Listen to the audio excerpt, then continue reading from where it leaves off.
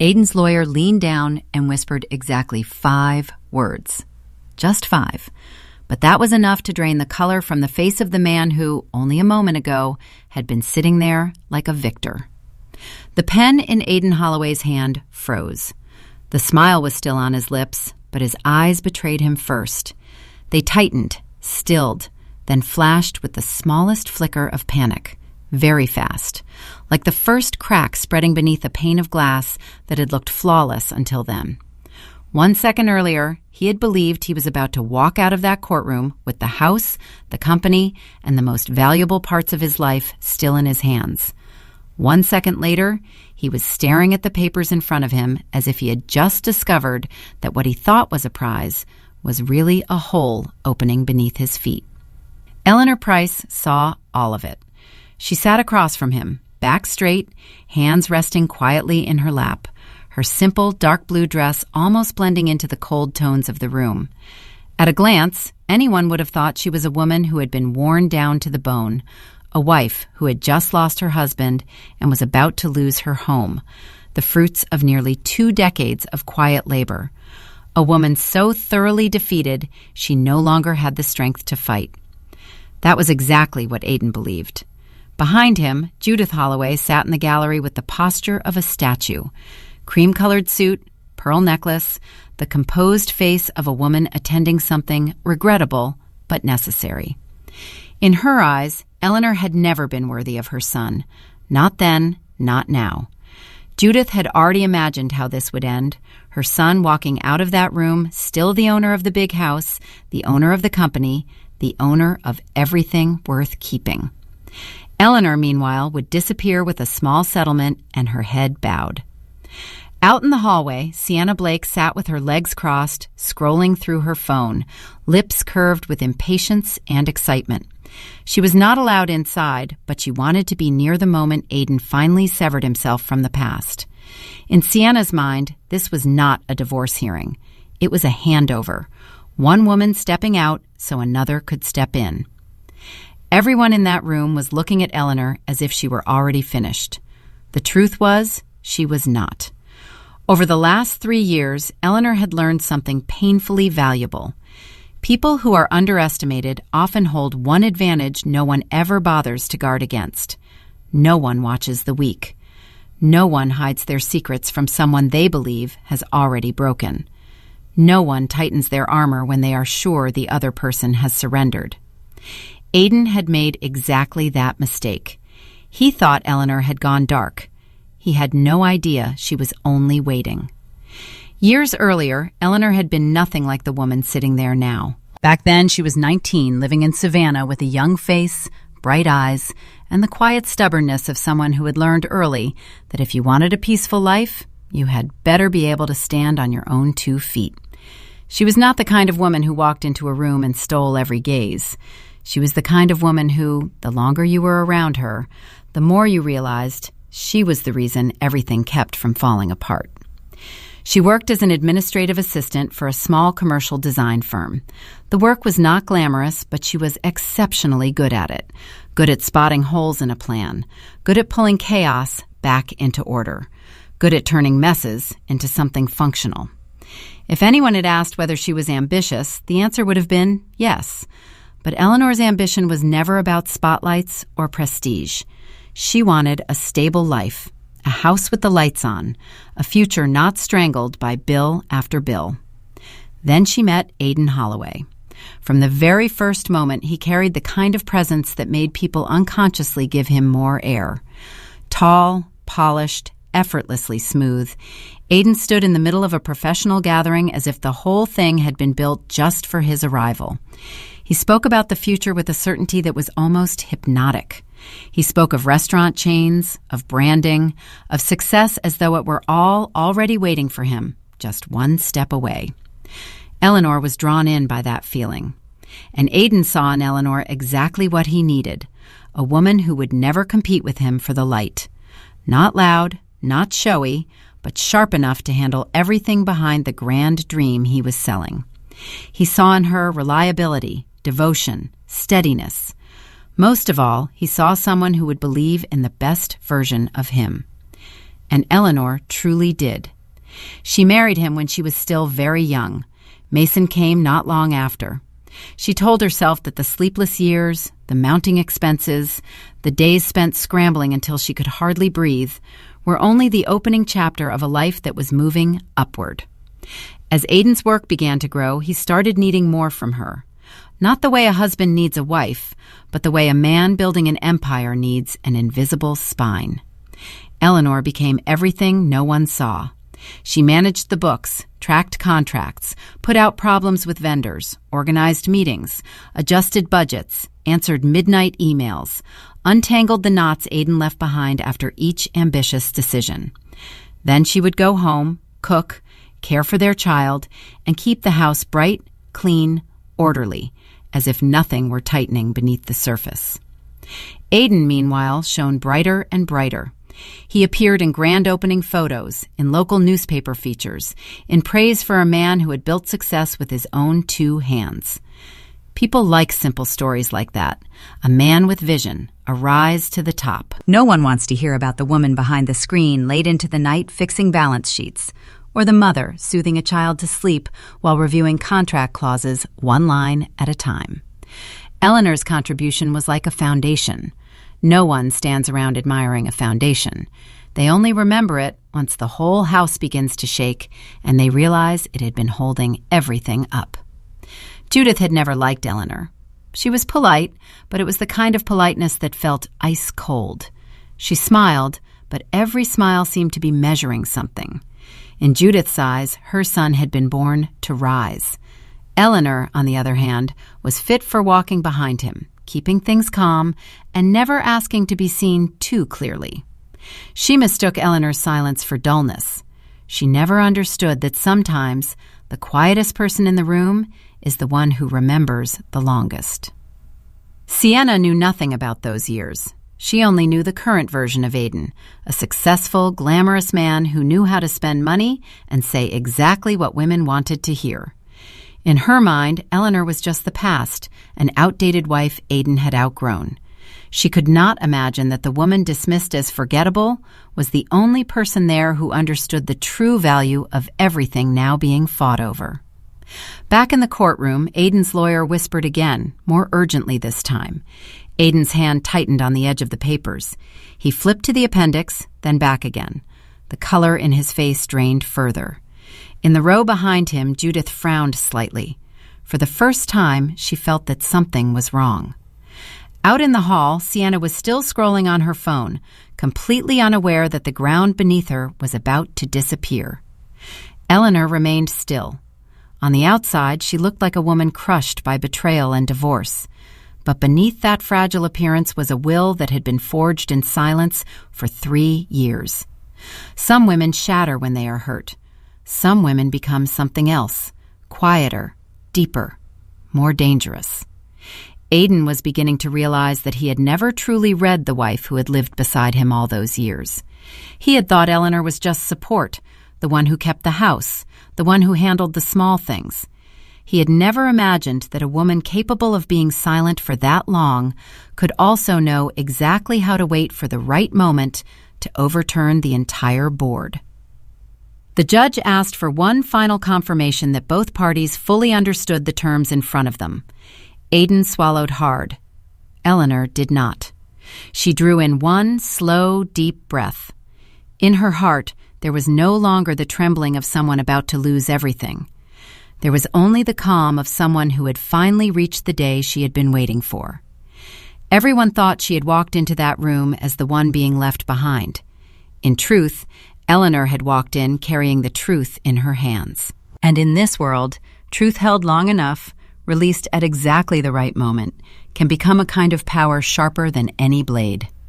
In just a little while, Aiden Holloway was going to understand that some women do not need to claw their way to victory. They only need to step back just far enough for a greedy man to sign with his own hand the real price of everything he thought he had stolen. To understand why Eleanor could sit so still in that courtroom that day, calm as someone who had seen the ending coming for a very long time, you have to go back years, to when she was still a girl, not yet 20, and still believed that love, if it was sincere enough, could turn hardship into the foundation of happiness. Savannah in those days was nothing like the cold courtroom where she sat in the present. In Eleanor's memory, the city looked like a painting, honey-colored sunlight stretching across cobblestone streets, old oak trees drooping in the wind, and the scent of hot coffee slipping through street corners every early morning. Her life was not easy, but it was clear, simple. She knew exactly what she had to do each day to keep herself standing. Eleanor worked as an administrative assistant for a small commercial design firm in an old red brick building. Her workday started early and usually ended long after it was supposed to. She scheduled meetings, reconciled contracts, handled invoices, called clients back, reminded people about payment deadlines, and cleaned up the messes other people created and then forgot. It was the kind of job no one applauded when it was done well, but one small mistake could throw the entire machine off rhythm. Eleanor was astonishingly good at that kind of invisible work. She could look at a pile of scattered paperwork and instantly spot what was wrong. She could look at an overlapping schedule and find the opening no one else saw. She could look at a half-finished plan and know exactly which part had to be pushed first to keep everything from collapsing. She was not the kind of person who walked into a room and made everyone turn their heads, but she was the kind of person people eventually realized they could not function without. It was on a night like that, at a hospitality networking event her company sent her to in place of her manager, that Eleanor met Aidan Holloway. He stood in the middle of the crowd like a man born to be noticed. Tall, straight, immaculate down to the smallest detail. His suit fit him as if it had been tailored to wrap itself around his ambition. His voice was warm, his cadence steady, his gaze lingering on a face at exactly the right moment to make the other person feel more special than anyone else in the room. Aidan spoke about the future as if it were something he had already laid hands on. Boutique restaurant chains, brand experience, spaces that made customers want to come back the second they walked in. Building something that did not just sell food, but sold the feeling of belonging to a more beautiful kind of life. When he spoke, people did not just listen, they pictured it. And once they pictured it long enough, they began to believe. Eleanor believed too. Not instantly, but very quickly. What drew her to Aidan was not only his confidence or his gift for making everything sound bigger than reality. What drew her in was the feeling that he was headed somewhere real. Most men she had known talked about their dreams like they were talking about fog. Aidan talked about his like he was giving out an address. For a girl who had lived on discipline and self-reliance from a young age, that kind of certainty had an almost dangerous pull. And Aidan, from the very beginning, recognized Eleanor as the kind of woman men rarely come across. Not loud, not hungry for the stage, not dependent on being the center of attention to feel that she mattered, but intelligent, discreet, hardworking, reliable, and gifted with a strange ability to keep everything from breaking apart.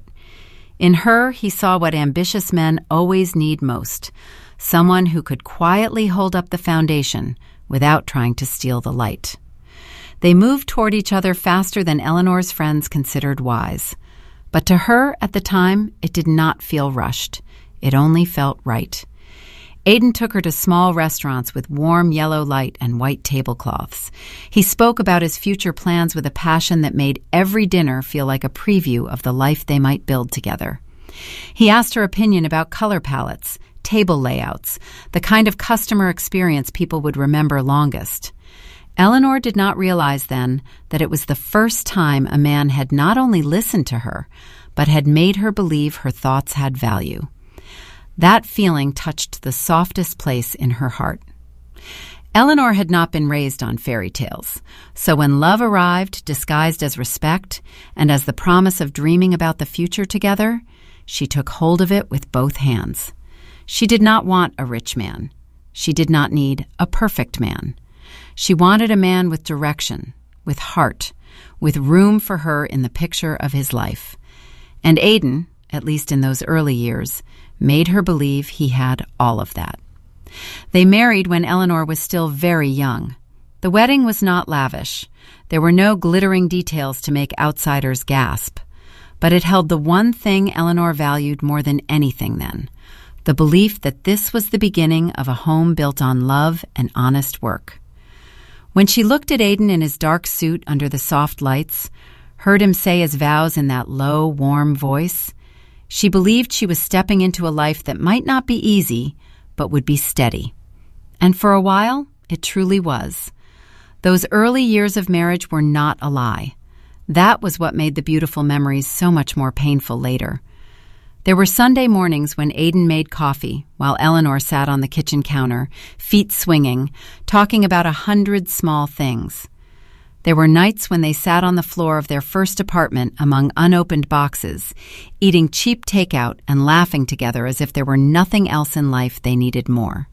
There were times when the electric bill and the water bill came due at once, and their account was nearly drained. And still, they sat side by side doing the math, reassuring each other that they only had to push a little longer. Then Mason was born. The first time Aidan held his son, there was something so rough and tender in his face that Eleanor nearly cried just watching him. In that moment, he was no longer the charming man talking about a future empire. He was just a young father, overwhelmed by the tiny life resting in his hands. Eleanor held on to that image in her heart for a very long time, because she needed to believe that the good in him was real. But life does not test people in their most beautiful moments. It tests them when pressure starts pressing into every corner of the house. After they had a child, expenses rose faster than income. Aidan worked more. Opportunities began to open up. A better location, a partner with money, a model that could scale. Aidan saw the possibility of breaking through, and like always, he lunged toward it with all the speed of a man who believed standing still was the same thing as losing.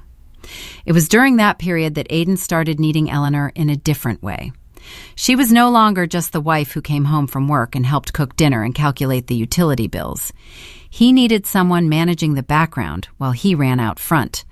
Someone who could handle paperwork, scheduling, mistakes, staffing, vendors, emergency calls, unanswered emails, contracts that needed revising, all the small details that could kill a deal if neglected. He told her no one could do it better than she could. At first, that sounded like trust, like recognition, like intimacy between two people building a dream together. Eleanor took it that way. She left her stable job to support Aidan full-time. No one forced her, at least not in any blunt or obvious way. She stepped into that decision with the very real belief that she was investing in her family, in Mason's future, in the home she and Aidan had both sworn they would build. She thought it would only be a few hard years, that once everything settled, she could return to her own dreams, the commercial interior sketches still tucked away in a drawer, the color boards and design ideas that always made something inside her light up. But for women like Eleanor, life rarely steals their dreams with one hard blow. It takes them bit by bit, one rushed morning at a time, one meeting crowding out lunch after another, one overdue bill, one employee quitting without warning, one night spent staying up to fix a mistake she had not made, one more moment of telling herself she only had to hold on a little longer. Before long, Eleanor had become the invisible backbone of the entire machine Aidan called the future. She handled bookkeeping, tracked contracts, reconciled invoices, organized schedules, negotiated with suppliers, adjusted budgets, soothed difficult customers, and cleaned up last-minute disasters. And after all of that, she still had to come home and be a mother, a wife, the person who kept their home from turning into nothing more than a tired stopover. Aidan, meanwhile, stood in the light. He met with investors, signed contracts, shook hands, smiled for cameras, collected praise for his vision and his nerve. Everything about him grew more polished by the day. Everything about Eleanor sank further beneath the surface. What hurt her was not the amount of work. What hurt her was gradually becoming something everyone took for granted. People started calling it Aidan's company, Aidan's dream, Aidan's success. And Eleanor, if she was mentioned at all, was simply his wife. It was a soft title, but a cruel one, because it erased every concrete piece of labor and replaced it with a role so vague everyone assumed it came naturally. No one saw the nights she sat alone with bills. No one saw the mornings she packed food for Mason while checking material costs. No one saw the part of her life she had laid down at the feet of the man she loved so he could step higher. By then, Eleanor still did not see the danger. She thought it was just another phase to get through, another rough stretch before everything finally stabilized. She still believed in love, still believed in shared effort, still believed that one day, when Aiden turned around and looked back, he would clearly see who had kept that dream from collapsing. But there was one truth Eleanor did not understand when she was young.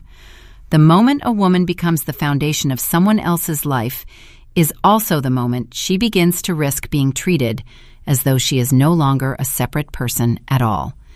And Aiden Holloway was moving toward that change very quickly. Eleanor could not see it yet, but its shadow had already begun to fall across their little home. At first, Aiden's change did not come like a storm. It came like dampness seeping into a wall. Silent. Slow. Persistent enough that the people living in that house only realized everything was rotting when the first layer of paint began to peel. The years that followed moved in a rhythm that was both frantic and repetitive. The business expanded. Revenue grew. More offers to collaborate began to appear. Aiden's name started to carry weight in the local business world. People called him a man with vision, a man bold enough to think big, a man born to lead. Every time Eleanor heard those words, she smiled. She had once felt genuinely proud because she knew that behind all those beautiful stories were countless late nights, countless emergency calls, countless things patched back together just in time to keep the whole machine from collapsing. But little by little, Aiden began to change. At first, it was only that he came home later in the evenings. Not late enough to be alarming, only late enough to remain plausible. A meeting that ran long, an important client visiting from out of town, dinner with investors, an urgent problem at a new location that needed immediate attention. Every reason sounded believable, and most of them probably had been true at one point. That was exactly what made his change more dangerous. It did not begin with one enormous lie. It began with truths used for too long as a curtain. Eleanor was not the kind of woman who went through her husband's phone or pressed him with questions every time he came home late. She was still caught in the machinery of work and family. Mason was getting older. His needs were no longer as simple as those of a 5- or 6-year-old boy. There was more schoolwork, more changing moods, weekend games, parent-teacher meetings, questions that were half child and half grown-up, the kind that could wound a growing age if answered the wrong way, even once. At the same time, the larger the business grew, the heavier the invisible labor became. Eleanor lived like someone running nonstop across thin ice, too afraid to stop for long because she feared everything would crack beneath her feet. That was why she missed so many of the first signs, until Aiden started bringing that change all the way into the house. One evening, before leaving for a partner appreciation event, Eleanor stepped out of the bedroom wearing a classic blue dress she loved. It was not flashy, but it was elegant, and it suited her. Aiden looked her up and down for a few seconds, then told her she should wear something else. He did not say it harshly. That was what made it hurt more. It was just that this color made her look older. It was just that her hairstyle made her face look too severe. It was just that there would be important people there that night, and she ought to seem a little softer. Each sentence on its own was light. Put together, they formed a very clear message. You are no longer the image I want beside me. Eleanor went to change her dress. After that came other comments, small ones, but steady, about how she should take better care of herself, about how she always seemed tired, about how the way she spoke was too practical, too dry, not warm enough to make people feel at ease. Aiden said these things in a tone that was almost objective, as if he were simply offering helpful advice.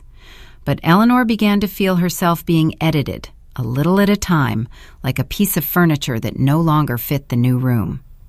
The most frightening thing about that kind of wound was that it left no bruise. It left doubt. Eleanor began standing longer in front of the mirror each morning, not out of vanity, out of confusion. She tried to see how much she had changed. She tried to find what it was about herself that seemed to irritate Aidan more and more. At the same time, work was no longer what it had once been. In the past, no matter how busy he was, Aidan still discussed the big decisions with her. Now he did not.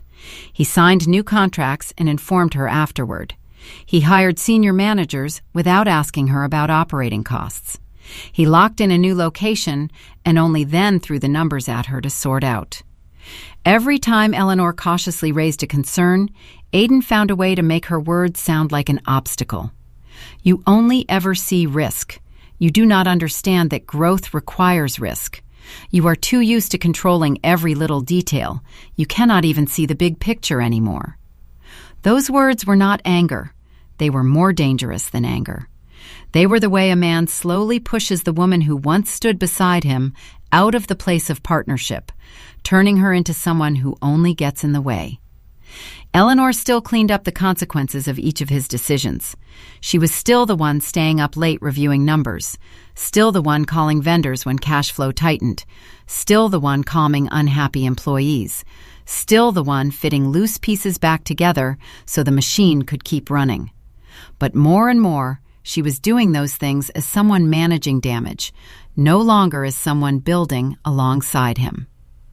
Mason was the first to feel the change in the air inside their home, even though he was still too young to name it. It was that age when children begin to smell tension before they understand its meaning. He noticed there was less laughter at dinner. He noticed his mother sitting at the table long after it had been cleared, staring somewhere without truly seeing anything. He noticed his father holding his phone more often, both while eating and while at home. He noticed how simple questions sometimes made the whole kitchen turn cold. One evening, Mason asked his father if he would come watch his game that weekend. Aidan did not look up from his phone screen. He only said, "We'll see."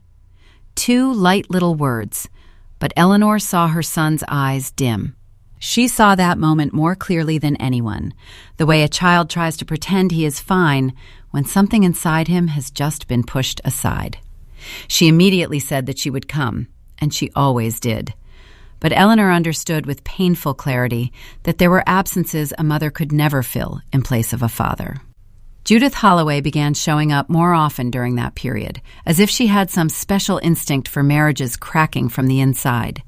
She came by the house with baked goods, with gifts for Mason, with a polished gentleness perfect enough for outsiders to see her as a devoted mother-in-law. But Judith's words always had 2 layers, soft on top, sharp underneath. "You look tired, Eleanor. Men doing important work need a home that feels light when they come back to it. A woman married to a successful man ought to know how to keep herself attractive." Judith said these things as if she were passing down life wisdom. In truth, she was placing the entire decline of the marriage on her daughter-in-law's shoulders and telling her to stand straighter under the weight. Eleanor very rarely argued back, not because she had nothing to say, but because she knew Judith had not come to listen. Some people do not need the truth. They only need a story that keeps the person they love from having to take responsibility. And over time, Aidan became more and more like his mother in exactly that way. He began talking about Eleanor as if she were the source of the heaviness in the house. When she mentioned bills, she was accused of always being negative. When she reminded him Mason needed his father to be more present, she was told she always knew how to make other people feel guilty. When she said the business was moving too fast for their ability to control cash flow, he only gave a short laugh and told her she always thought too small. That sentence did not make Eleanor cry. It made her go quiet. And that silence was more frightening than a fight, because it was the first sign that something inside her was retreating inward. Not love. Love was still there then. What was slipping away was her belief that she was still being seen for who she truly was. There was one dinner Eleanor never forgot. The 3 of them sat around the table. The food had already started to cool. Mason talked about school, trying to create the kind of normal atmosphere children instinctively try to create when they sense the adults around them are not all right.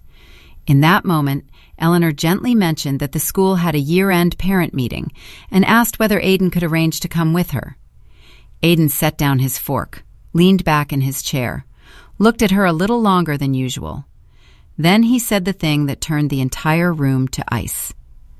"The most exhausting thing for me is not work. It is coming home and always feeling judged." Mason fell silent. Eleanor did too. She was not judging him. She was holding together the part of life he no longer even cared to look at. She was wrapping the sharp edges of their life so their son would not be cut by them. She was maintaining the last stable piece of that house. And somehow, she had become the reason he felt suffocated. That is how many rotting marriages work. The person carrying the heaviest burden is often the one blamed the most, because they are always standing at the scene of every problem. In the nights that followed, Eleanor lay beside Aidan and felt that the distance between them could no longer be measured in bodies. It was measured in absence. Some nights he turned his back very early. Some nights the glow of his phone lit up in the dark, throwing a strip of cold light across his jaw. Eleanor did not need to look to know that something was slipping out of her hands. Women often know very early. Their bodies know. Their instincts know. Only the heart tries to deny it longer than anything else. Then one night after a company event, Eleanor saw Aidan standing in the hallway of a hotel with a young woman from the communications team.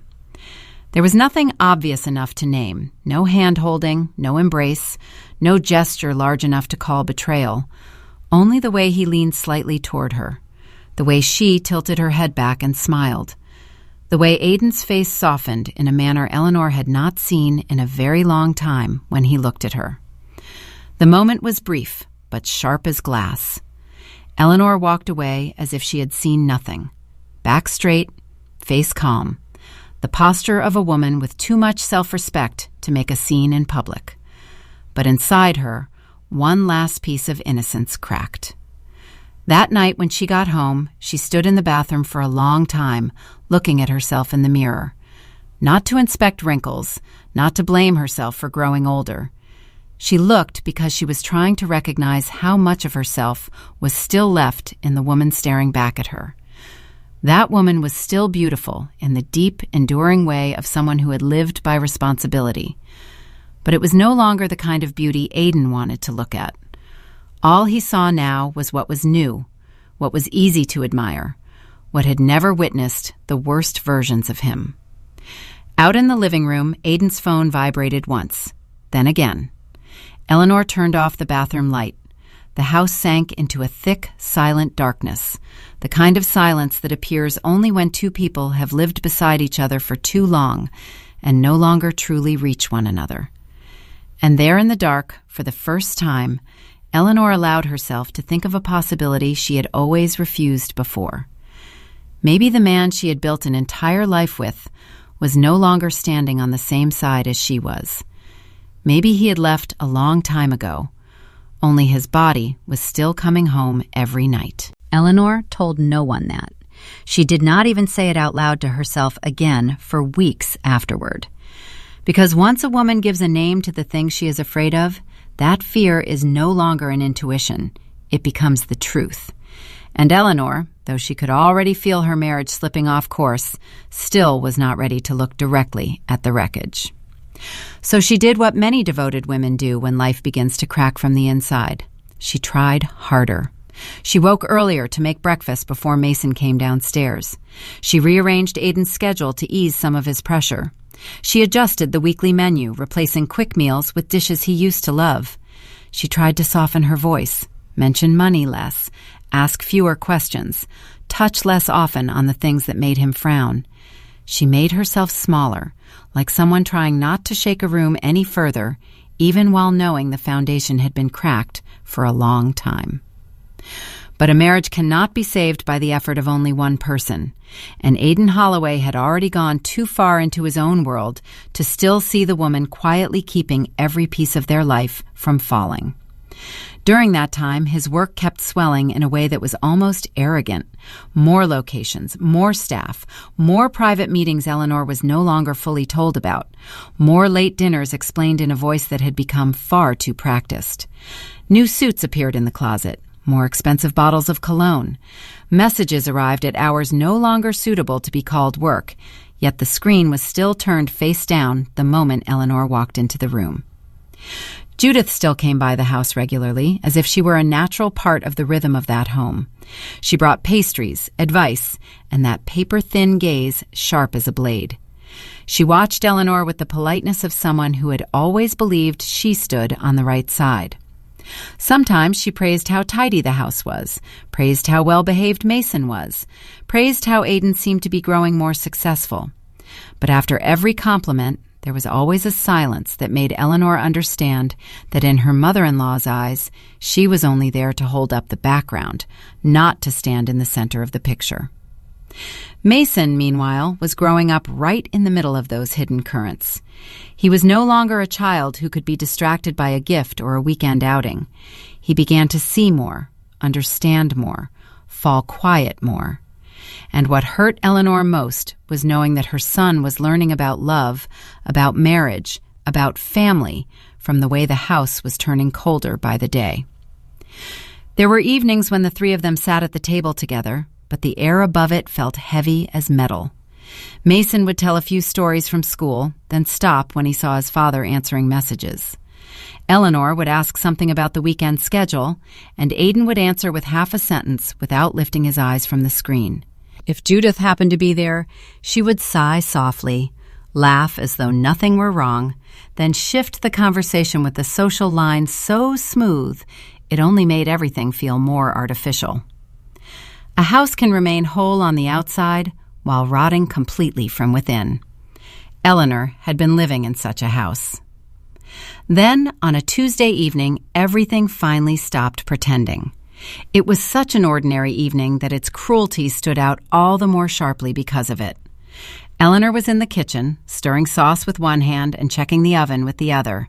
The smell of butter and garlic filled the air.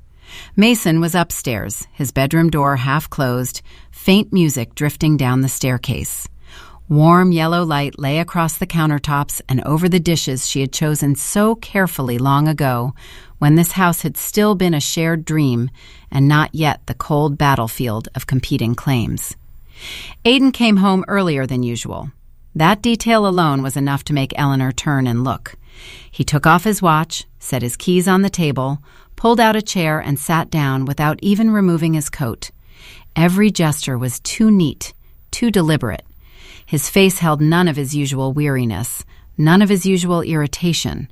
It was calm in a way that felt cold. He said he needed to talk.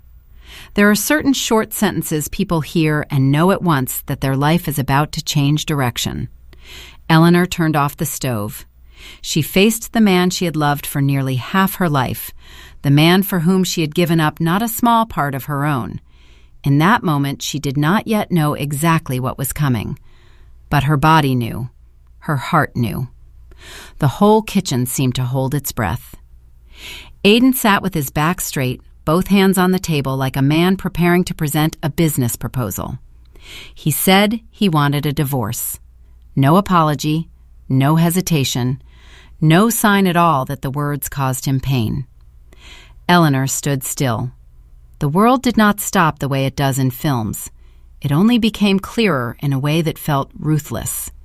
She saw the steam still rising from the saucepan, heard the refrigerator hum softly, saw a streak of light reflected across the wooden table.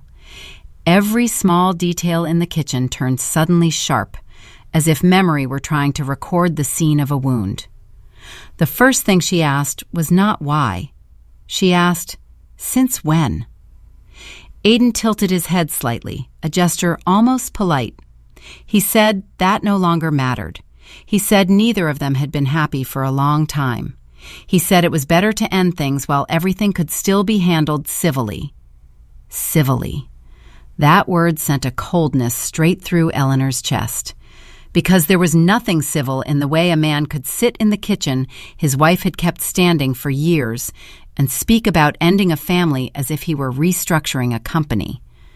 There was nothing civil in the relief only half hidden on his face, and there was absolutely nothing civil in what came next. Aiden said he wanted to keep the house, wanted to keep the company, wanted to keep the work-related accounts, wanted to keep the cars, wanted to keep everything tied to the life he believed he had built.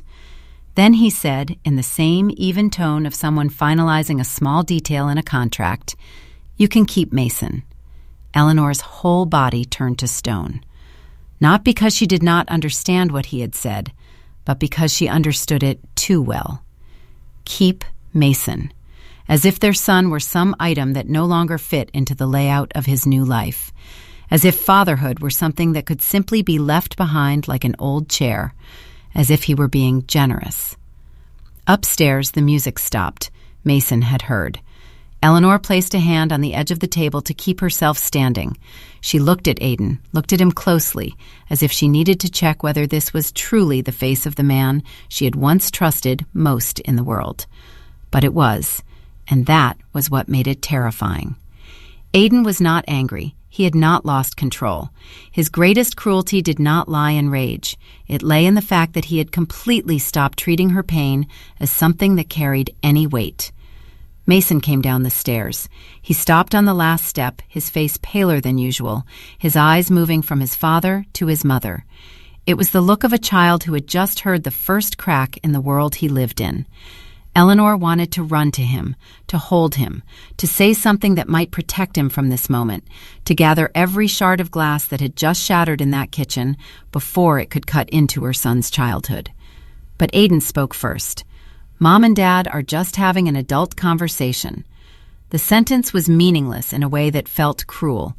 Children may not understand the law, but they understand very well when a house is no longer safe. Mason said nothing. He only looked at his mother. Eleanor fought to keep her gaze steady, but inside something had already begun sinking deep. She saw her son's confusion, saw his fear, and saw the first seed of doubt being planted, the kind that would grow once Aiden began telling the story in a way that favored him. That night, hardly anyone could eat dinner. Mason asked to go upstairs very early. In the middle of the meal, Aiden took a call, glanced at the screen, then turned it face down. Eleanor did not ask who it was. She no longer needed to. Some answers do not have to be spoken aloud to become clear. After Mason left, Aiden began talking about the next steps: lawyers, timing, settlement terms, how to tell other people, how to protect the company's image. He spoke in the voice of a man who had been preparing for this for a long time. Every sentence was tidy, clean, arranged in advance. And that was when Eleanor understood the most painful thing of all. He had not just made this decision. He had left the marriage before he ever sat down in that chair. Judith appeared the next morning. She arrived early, carrying a box of pastries and wearing the perfect face of compassion, like an actress entering at exactly the right scene. She sat in the kitchen, took Eleanor's hand, sighed, said it was all so sad. Then, very quickly, the compassion showed its real shape. Judith said men had their own pressures, said Aiden had always needed to be admired, said women needed to know how to keep the flame alive. Then she tilted her head, her voice growing gentler, as though she were advising a slow child.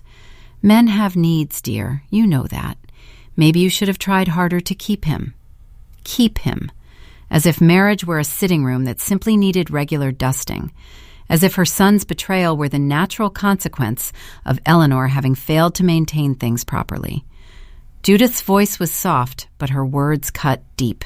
She had not come to comfort Eleanor.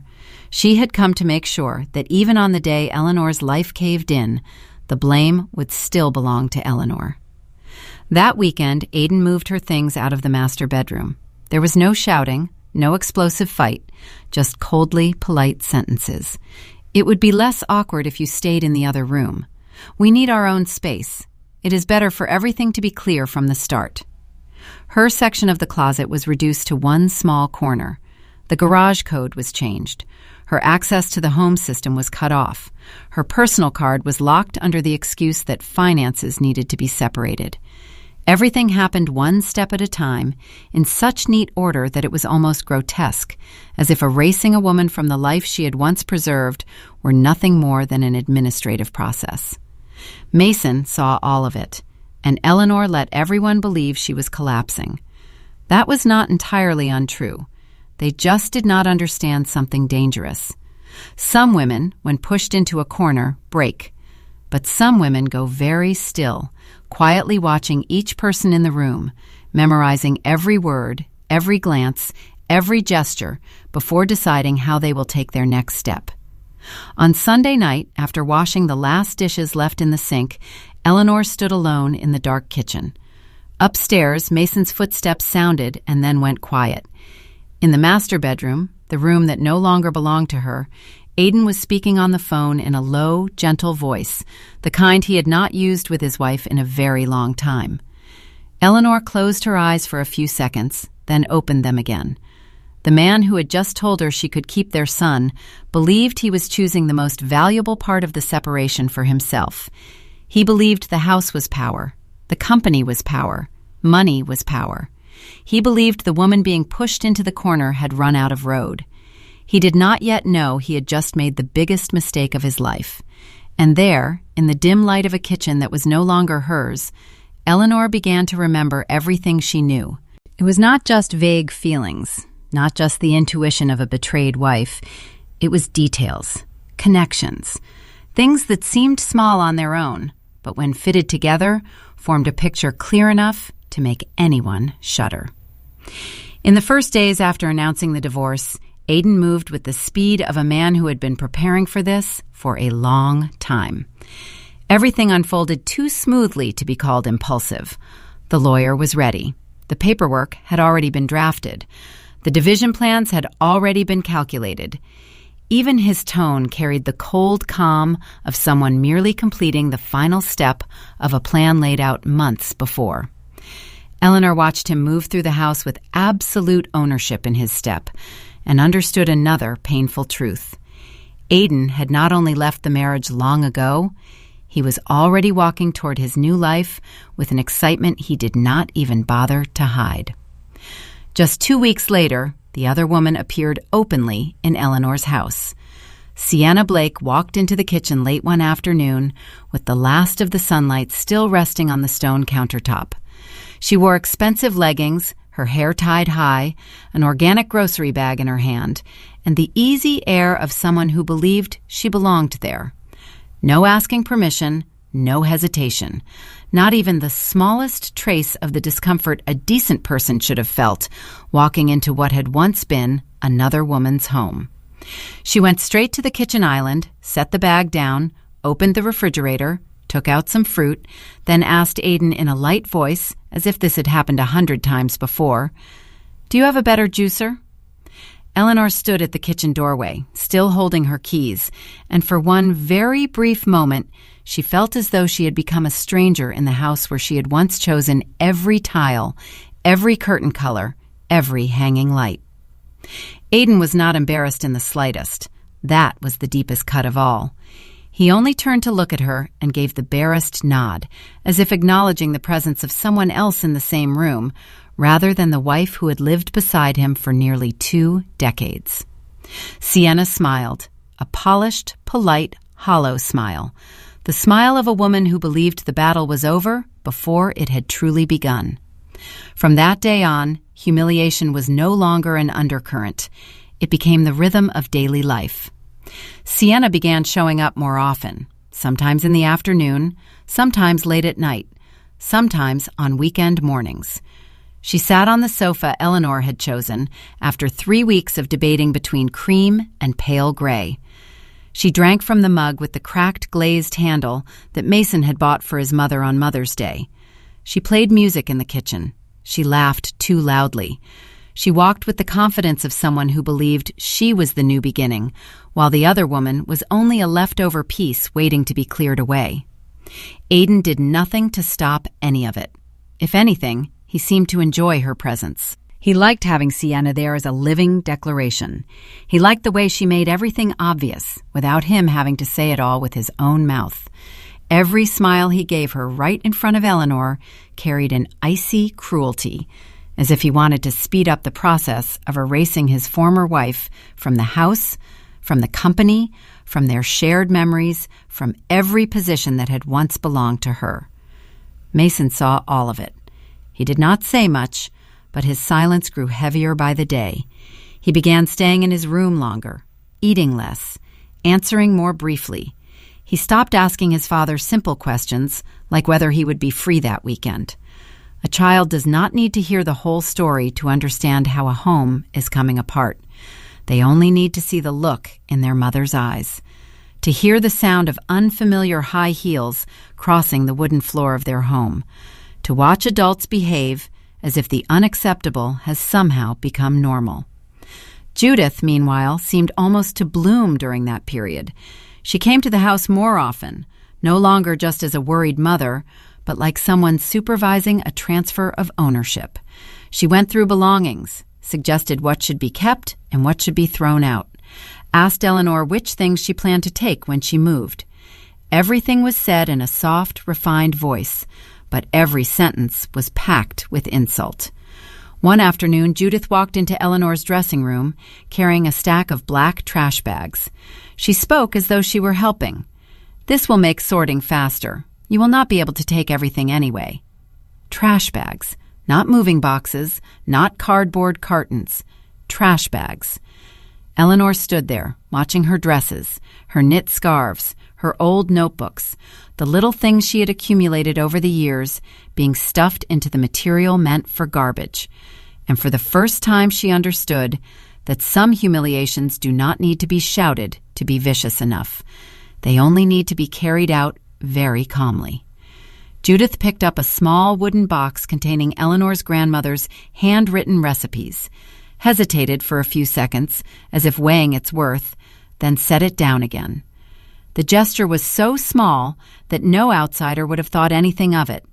But Eleanor saw clearly what flickered in her eyes, the sense that everything in this house, no matter who it belonged to, ought to be inventoried according to the standards of the winning side.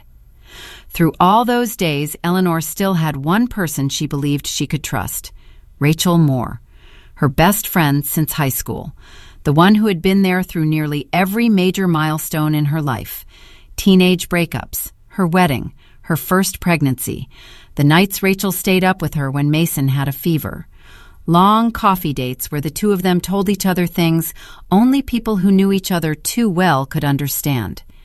Rachel was the first person Eleanor called after Aidan demanded a divorce, and Rachel came immediately. She brought wine. She brought tissues. She brought outrage in her voice for Aidan. She brought lines like, "You do not deserve this. You did everything for that family. He is such a bastard." In Rachel's arms, Eleanor truly cried, rare, hot tears from a woman who had forced herself to hold her composure for too long. Rachel listened. Rachel nodded. Rachel held her hand. Rachel asked about every detail as if she only wanted to understand so she could comfort her better. At first, Eleanor was grateful for that. Then, very small things began to shift. Every time she confided some plan or thought to Rachel, somehow Aidan seemed to know about it almost immediately. When Eleanor said she was considering hiring a tougher lawyer, Aidan made an offhand remark the next day, warning her not to escalate things if she did not want to lose more than she gained. When she casually mentioned she was looking at an apartment in the South Side to stay closer to Mason's school, Aidan said that very night that the area was more expensive than she could afford. When she told Rachel she had been thinking about fighting for longer use of the house so Mason would be less disrupted, Judith showed up the next day talking at length about how the house was tied to Aidan's business. Too many coincidences, too perfectly timed, too much like a closed circuit. At first, Eleanor did not want to believe it. Betrayal from a best friend is always harder to accept in a different way than betrayal in marriage. A husband's betrayal hurts the heart. A best friend's betrayal throws the entire past into question. But as she began looking back, she saw the signs had been there for a long time.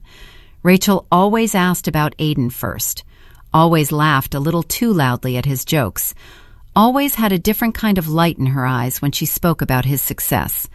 Those things had once been small enough for Eleanor to let pass. Now they were no longer small. Rachel was not in love with her friend. Rachel was in love with the position she imagined she might take if her friend were pushed out of it. That thought made Eleanor sadder than it made her angry. A friendship that had lasted nearly 20 years had been sold in the end for a little attention from a man who had always loved being desired. Aidan, with the instincts of someone who collected admiration the way other people collected decorative objects, must have seen that long ago, and he used it. One message just suggestive enough, one look just lingering enough, one ambiguous kindness just warm enough to make Rachel believe she was special.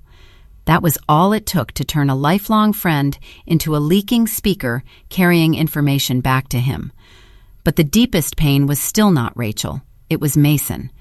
Aidan began telling the story of the divorce to their son in a way that favored himself. Not too obvious, not direct, just small sentences planted evenly, repeated day after day. Your mother is making everything harder than it needs to be. I just want things to stay peaceful. I am trying to be fair, but your mother will not cooperate. Those kinds of sentences were dangerous because they did not sound like attacks. They sounded like explanations from someone forced to endure. Mason did not argue, but he began drifting a little farther from his mother. Not exactly cold, just hesitant, just looking at her a little longer before believing what she said. Just as if some private war had begun inside him, one he was still too young to know how to choose a side in. Eleanor saw that even more clearly than she saw Sienna in the kitchen. And that was the moment that truly drove the knife in deepest. She could lose the house. She could lose money. She could lose the title of wife.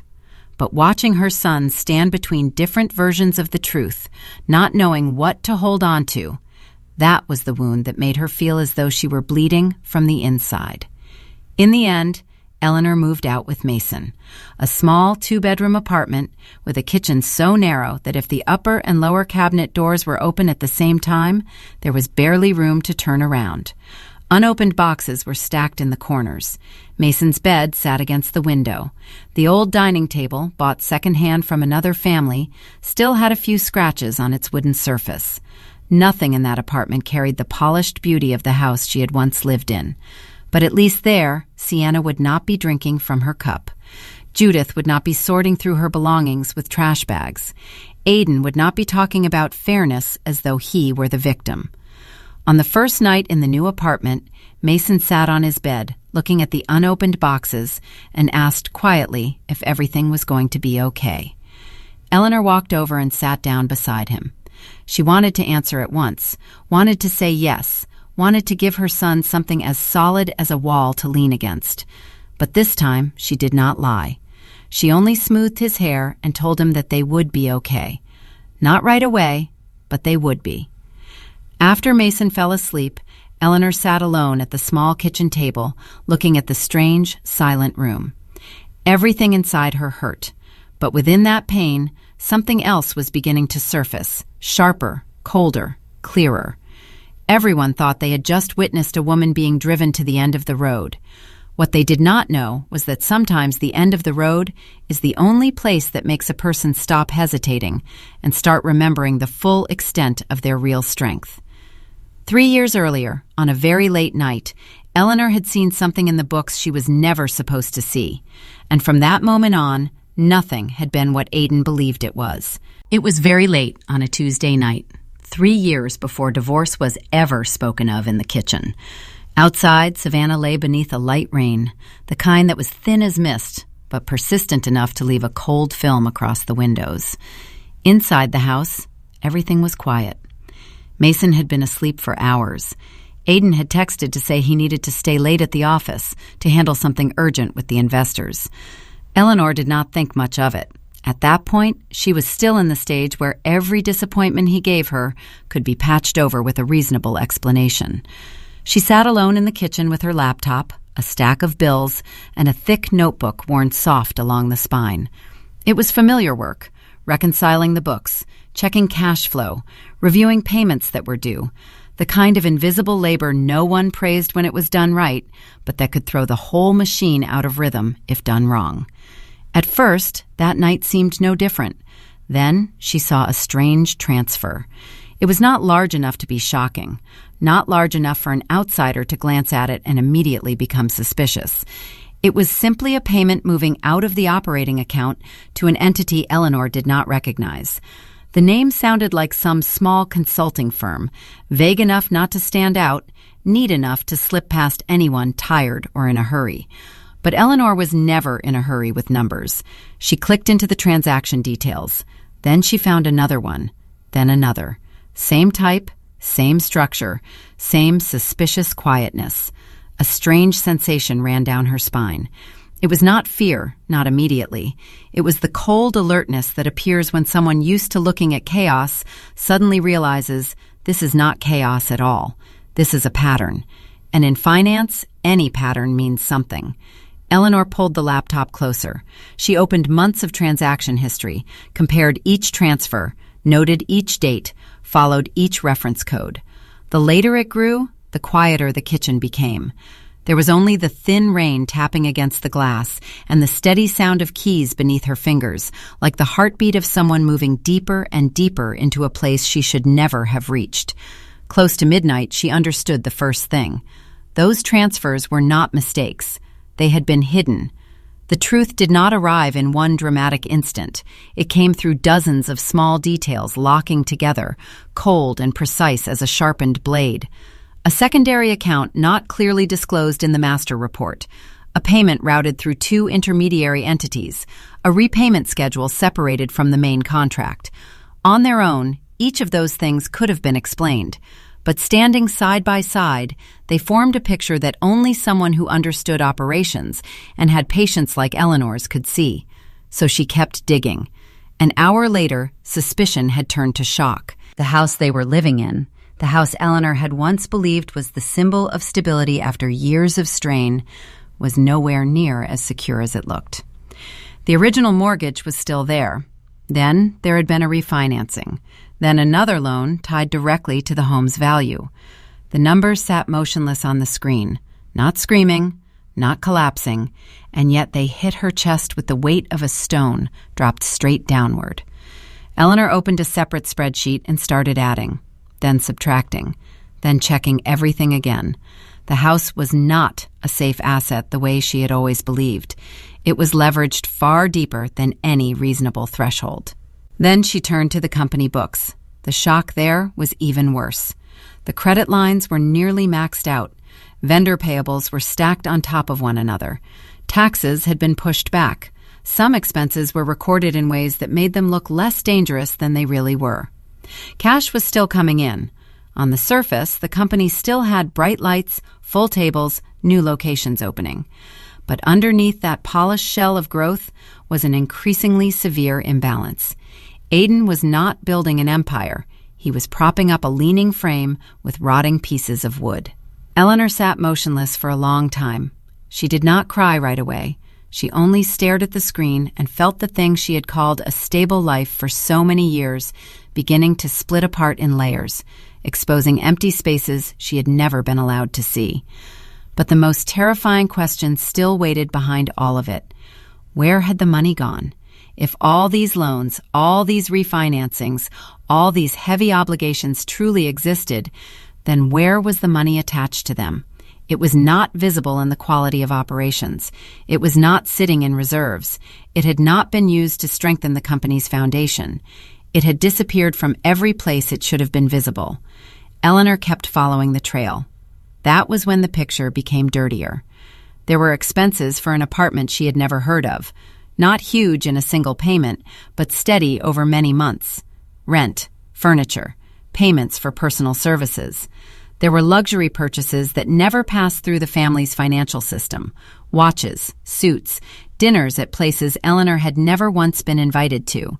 Then there were transfers to cryptocurrency investment platforms Aidan had once shrugged off as something he only watched out of curiosity. A few entries were not fully clear, but their timing and frequency told Eleanor they had nothing to do with company business. And then she found the transactions related to betting. Her heart clenched. Not because the first amount was enormous, but because the pattern was so familiar to anyone who understood how self-destructive habits work. It started small, scattered, some wins, some losses, then more frequent, more urgent, larger in scale, losses covered by new loans, old holes patched with fresh debt. A spiral. Aiden was not just betraying her. He was dragging the entire family across an oil-slick floor while still standing in the living room, smiling like a man who had everything under control. It was the first moment in her marriage that Eleanor felt afraid of Aiden in a completely different way. Not afraid that he would get angry. Not afraid that he would leave her. Afraid of the way he could live inside a massive system of lies like this and still sleep well.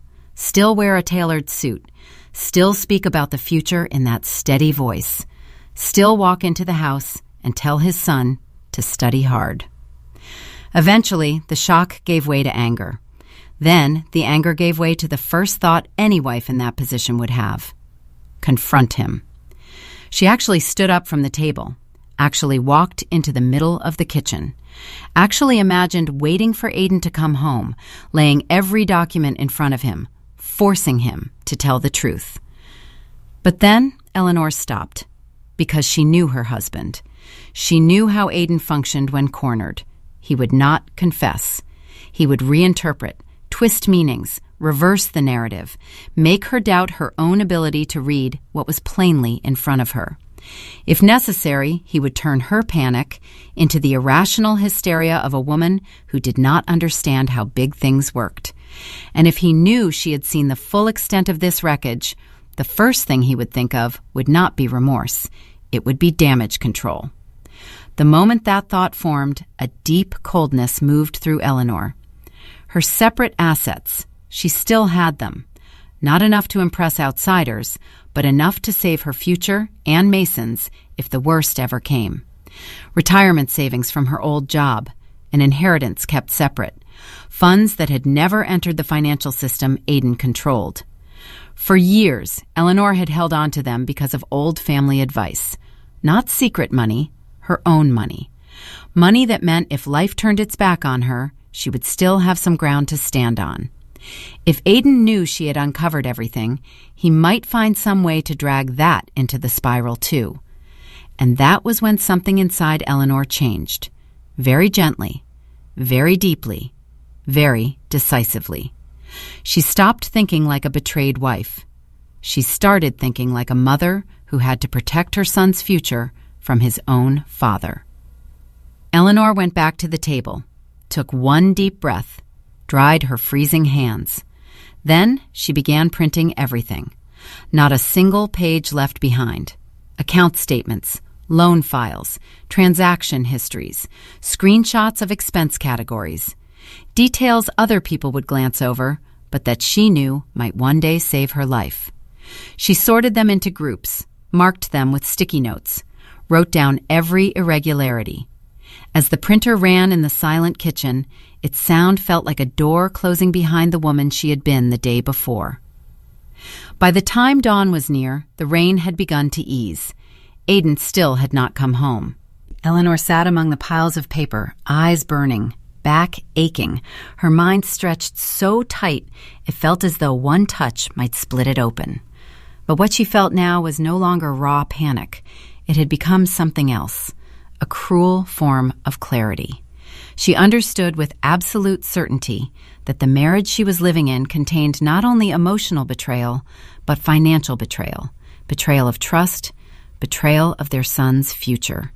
Aiden had built their entire life on debt, deception, and appearances. He had made everyone believe he was wealthy, successful, in control. But behind that glossy coat of paint was a hollow structure, cracked wide open, one that would collapse if touched in exactly the right place. And now Eleanor knew where that place was. She sat there a long time, until the first pale light of morning softened beyond the window. Then she gathered every document, tied them into neat bundles, and hid them somewhere Aiden would never think to look. That morning, when he came home wearing a carefully arranged expression of exhaustion, shrugging off his coat, kissing the top of his son's head at breakfast, asking Eleanor some perfectly ordinary question about the day's schedule, She only looked up at him. She looked at the man hollowing out his family from underneath while still standing there as if he were innocent. And then Eleanor did the thing that made everything afterward possible. She smiled, not out of forgiveness, not out of naivety, but because from that moment on, she understood one thing with perfect clarity. If Aiden Holloway was quietly drilling holes into his own ship, then her job was no longer to save him. Her job was to make sure that when that ship went down, she and Mason would not be dragged under with it. That morning, Aiden moved past her as if nothing had changed. He asked about the meeting schedule, about a price quote that needed to be sent back to a partner, about the fact that he might be home late that evening. His voice was still even, still smooth, still the voice of a man who believed he controlled everything inside that house. Eleanor stood at the kitchen counter, one hand resting on a cup of coffee that was still warm, and looked at him with completely different eyes. 3 years earlier, she had still looked at her husband with love mixed with exhaustion. On that morning, she looked at him the way one looks at a dangerous problem. Aiden did not notice the change. That was his first mistake after the night Eleanor found everything. His second was continuing to underestimate her. In his mind, Eleanor was still only the loyal woman who had grown used to patching up the chaos he left behind. The woman who would be sad, would be hurt, would try to save things, and in the end would still choose family over pride. He did not understand that some moments push a woman across into an entirely different version of herself. Not louder, not more violent, just colder, clearer, and no longer willing to die for other people's choices. That very week, Eleanor began doing something she had never once imagined she would have to do with the man she had once slept beside every night. She began protecting herself from her husband. She started with the smallest things.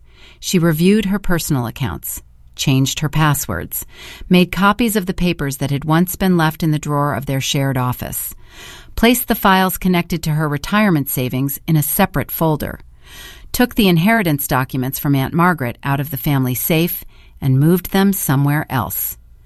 Everything happened slowly, precisely, without making enough noise for Aiden to notice. During the day, Eleanor was still the old Eleanor. She still answered emails, still checked contracts, still reminded employees about payment deadlines, still sat across from Aiden in short meetings with the same familiar calm, still listened to him talk about expansion, growth, and new strategy with carefully measured nods. At night, when the whole house was asleep, she became someone else. She sat alone beneath the kitchen light, opening each folder, noting every irregularity, comparing every loan, sorting everything the way someone gathers broken shards of glass in order to understand exactly what had been smashed on the floor. The deeper she went, the clearer she saw the extent of Aiden's recklessness. He was not just in debt. He was living by borrowing from one place to patch another, pouring the future into the present to sustain the image of success he was addicted to. A man addicted to admiration will always do whatever it takes to keep the stage lit, even when the backstage has already caught fire. Eleanor understood that, but understanding was not enough. She needed protection. And out of everything that still remained, the thing she needed to protect most was Mason. That thought came to her as naturally as breathing. There was no hesitation in it. If one day everything came crashing down, if the company collapsed, if the house was pulled into foreclosure, if Aiden dragged their whole world down through greed and blind confidence, then Mason had to have a way out. Not just money, a future that would not be chained to his father's mistakes. Eleanor contacted the only person she knew who was discreet enough and steady enough not to panic at what she was about to say, Uncle Robert, Margaret's younger brother, a retired man who had spent years as a financial advisor, who lived alone in a small house not far from downtown, who liked weak tea and paper newspapers as if the world had never entered the age of smartphones. He was not easily shocked. He was not the kind of person who liked involving himself in family matters, but he understood money in a way very few people did. He knew who it could save. he also knew who it could destroy. Eleanor did not tell him everything over the phone.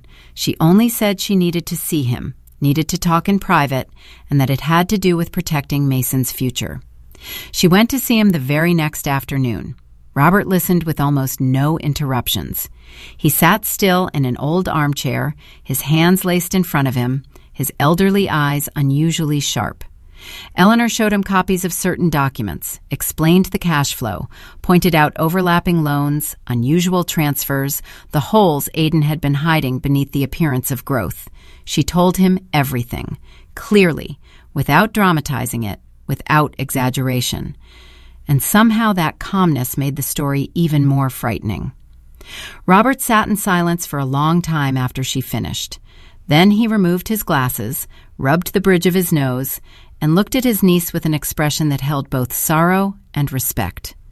The first thing he told her was that she was no longer living inside a normal marriage. She was standing beside a financial collapse that had not exploded yet, and if she failed to act immediately, what it crushed would not be limited to assets.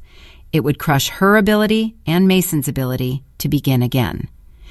Hearing that truth confirmed by someone as clear-minded as Robert sent a chill straight through Eleanor. But the chill did not make her hesitate. If anything, it drove her resolve deeper into place. Together, they began to plan. Not a plan for revenge. Not yet. At that point, Eleanor was not thinking about revenge. She was thinking about defense. The retirement money from her old job had to be fully separated from any system tied to Aiden. The inheritance records had to be reviewed to guarantee absolute legal independence. Every financial trace connected to her separate property had to be clarified, stored separately, backed up, and if necessary, placed inside a structure Aiden could never touch, even if one day he found out and tried to claim part of it. Robert suggested creating a trust for Mason. The idea left Eleanor sitting in silence for a very long time. Not because she did not understand its benefits, but because in that moment everything became more real. A trust was no longer just a financial solution. It was an admission that Eleanor was preparing for the day she might have to leave the marriage and protect her son from the ruins his father would leave behind. She agreed. In the weeks that followed, Eleanor lived two lives at once. During the day, she was still in her home, still in her company, still inside the role of the devoted wife no one bothered to watch too closely. She still cooked, still went to meetings, still reminded Mason to bring a jacket if the weather turned cold, still listened to Judith say things as thin as silk and sharp as knives. No one looking at her would have imagined that beneath that calm surface, a complete inner restructuring was taking place. At night, she drove to the lawyer's office Robert had recommended, a small, discreet place, nowhere near the routes Aiden usually traveled. There, Eleanor signed the first papers with the feeling that every stroke of the pen was gradually cutting through the last threads that still tied her to her former innocence. Her name was not placed anywhere Aiden could trace, his name even less so. Everything was designed so that if his world ever exploded, the part set aside for Mason would remain outside the burn zone. She stored copies of the paperwork in 3 places, one set at Uncle Robert's house, one set in a private safe under her own name, one set encrypted in a storage device that even if Aiden held it in his hand, he would never know what was inside. That level of caution was not excessive. It was necessary, because the more Eleanor observed, the more clearly she saw that Aiden was not the kind of man who simply made mistakes and apologized. He was the kind who, when cornered, would grab hold of something else, drag it down with him, or shift the blame so he could keep swimming. If that day ever came, she could not allow the only clean thing left, her son's future, to remain within his reach. Over the months that followed, Eleanor did one more thing. She began saving everything. Not just financial papers, but emails, messages, strange appointments, evidence of financial decisions Aiden never disclosed, notes on loans, the names of intermediary entities, dates, signatures, small details most people ignore because they think they will never matter. Eleanor no longer allowed herself to live on vague hope. If life wanted to drag her into a war, she would not walk into it empty-handed. But the hardest part was not the paperwork. The hardest part was pretending she did not know, pretending she still believed, pretending she had not seen the cracks beneath their feet, pretending each dinner was only a dinner and not a moment spent sitting beside the man who had placed their family's future on an invisible gambling table. Pretending that every time Aiden smiled in front of other people and spoke about vision and success, she did not know how many loans, how many lies, how many betrayals were funding that smile.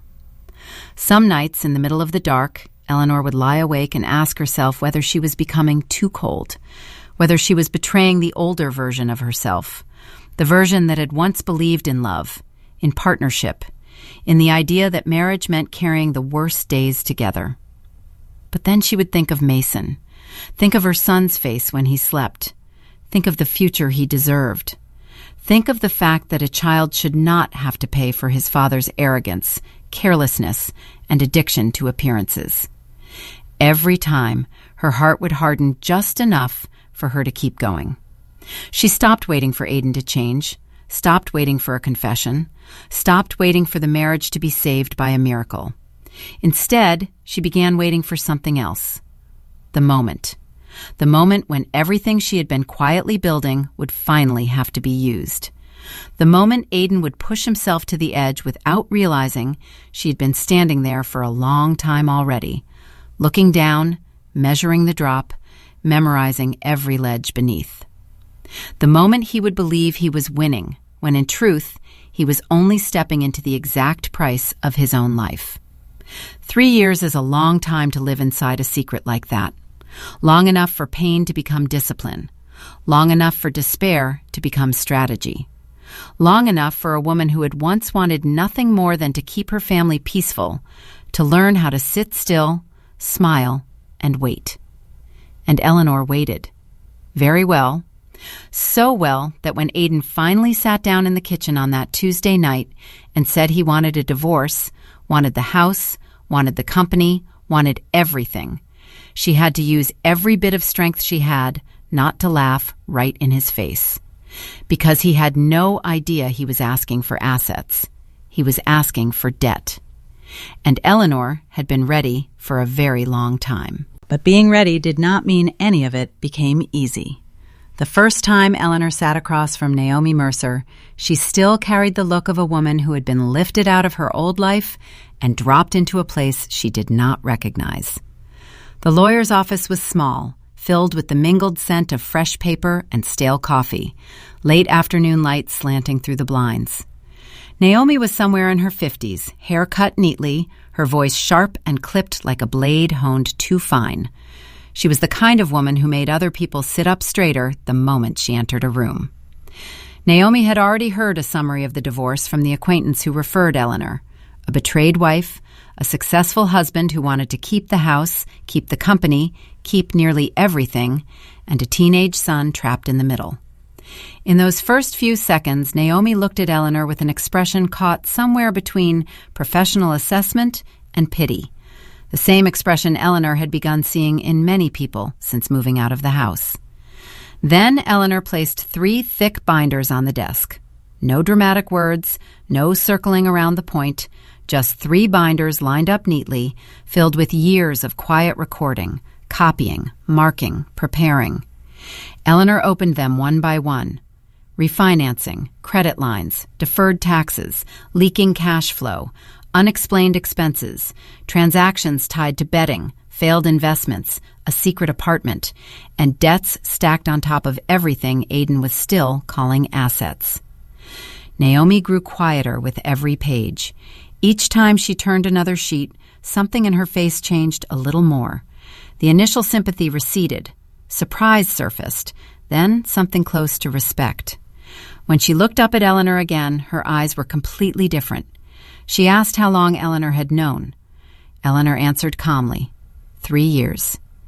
Naomi did not hide her reaction. 3 years was far too long to hold a secret like that without exploding. She asked why Eleanor had not confronted him, why she had not left sooner, why she had stayed inside a marriage that rotten for so long. Eleanor sat still for a few seconds before answering. Because if I had left then, he would have dragged me and my son down with him. I needed time to protect the only part that could still be saved. Naomi looked at her for a long time. That was the moment the lawyer stopped seeing Eleanor as a pitiable client and began seeing her as a woman who had survived through strategy. After reviewing the entire file, Naomi said what any divorce attorney would say in a case like this. In principle, Eleanor had the right to claim half of most marital assets: the house, the company, the accounts, the things she had helped build. If she wanted, they could go after all of it. They could pull Aidan into a long, expensive public battle, a battle Eleanor had every right to wage, at least on the surface. But Eleanor shook her head. Naomi frowned. She did not understand yet. Eleanor did not want to win in the usual way. She did not want half of something that was already on fire. She did not want to drag the rest of her life into a brutal fight only to walk away with assets that were already rotting from within. What she wanted was not to divide the carcass of a sinking ship in half. What she wanted was to step off before the water rose above her head. She said it very softly, but the more Naomi listened, the more she understood. Then the two women looked together at the real nature of the problem. If Aidan insisted on keeping the house, keeping the company, keeping the cars, keeping all the objects tied to his image of success, then he also had to keep every obligation attached to them: the loans, the tax liabilities, the lines of credit, the long tail of financial responsibility. If everything was presented correctly, fully, lawfully, and transparently, then what Aidan was calling victory would turn into a burden of his own making. Naomi leaned back in her chair. A very slow smile appeared at the corner of her mouth. Not the smile of someone amused, but the smile of someone who had suddenly seen an entire board, after many moves that had once seemed disconnected, click perfectly into place. She told Eleanor that from this point forward, the most important thing was not to ruin what they had by one emotional moment. Do not let Aidan suspect how much you know. Do not appear too clear-headed. Do not ask for what a strong woman would normally ask for. Let him keep believing the story most convenient to him, that Eleanor was broken, exhausted, no longer had any fight left in her. In other words, Eleanor had to play the role everyone was already prepared to believe, and she played it almost perfectly from the very first mediation session. That day, Eleanor wore a simple dark dress, very light makeup, eyes that looked faintly tired, and a voice just soft enough that the person across from her had to lean in to hear it. Aidan walked into the room with the glossy confidence of a man who believed he had already won before sitting down. His suit fit perfectly, his watch was new, and his gaze moved over Eleanor with a calm that was almost pity. Judith was not there, but her presence seemed to trail behind Aidan like an invisible perfume. Sienna was somewhere outside in the car, probably imagining the house she was about to step into with full authority. Naomi laid out a few opening points, brief and professional. Then, when it was Eleanor's turn to speak, she sat there for a moment as though she had to gather every last bit of strength before the words would come. I do not want this to get any uglier. That first sentence softened Aidan immediately, in the way of a man who had just been given the one confirmation he wanted most. Eleanor saw it clearly, saw the way his shoulders loosened, saw the way his pride expanded just a little more. That was the most dangerous thing about men like Aidan. They do not merely want to win. They want to watch other people accept that they have won. Naomi continued with the strategy they had discussed. She did not charge into an argument. She did not slam Eleanor's legitimate legal rights onto the table. Instead, she let her client appear to be a woman who only wanted to leave with the few scraps of dignity she had left. Eleanor said she only wanted enough to start over, a modest amount of cash, her personal belongings, a fair shared arrangement for Mason's upbringing. She did not want the company. She did not want the house. She did not want to drag them both through years of litigation. Aidan almost agreed at once. His agreement came so quickly Naomi nearly laughed, if she had not been too professional for that. Eleanor, however, was not surprised. Aidan had been hoping for this. He wanted Eleanor too wounded to fight, too exhausted to calculate, too insecure to ask for her share. and when she appeared exactly as he expected, he swallowed that victory whole without ever looking underneath it. In the weeks that followed, Eleanor kept living inside the role. With Rachel, who still called in that sweet voice of fake concern and relayed everything back to Aidan, Eleanor said she was tired, said she had no strength left, said she just wanted it all to end. She said those things so gently that Rachel believed her immediately. And because Rachel believed her, Aidan believed her too.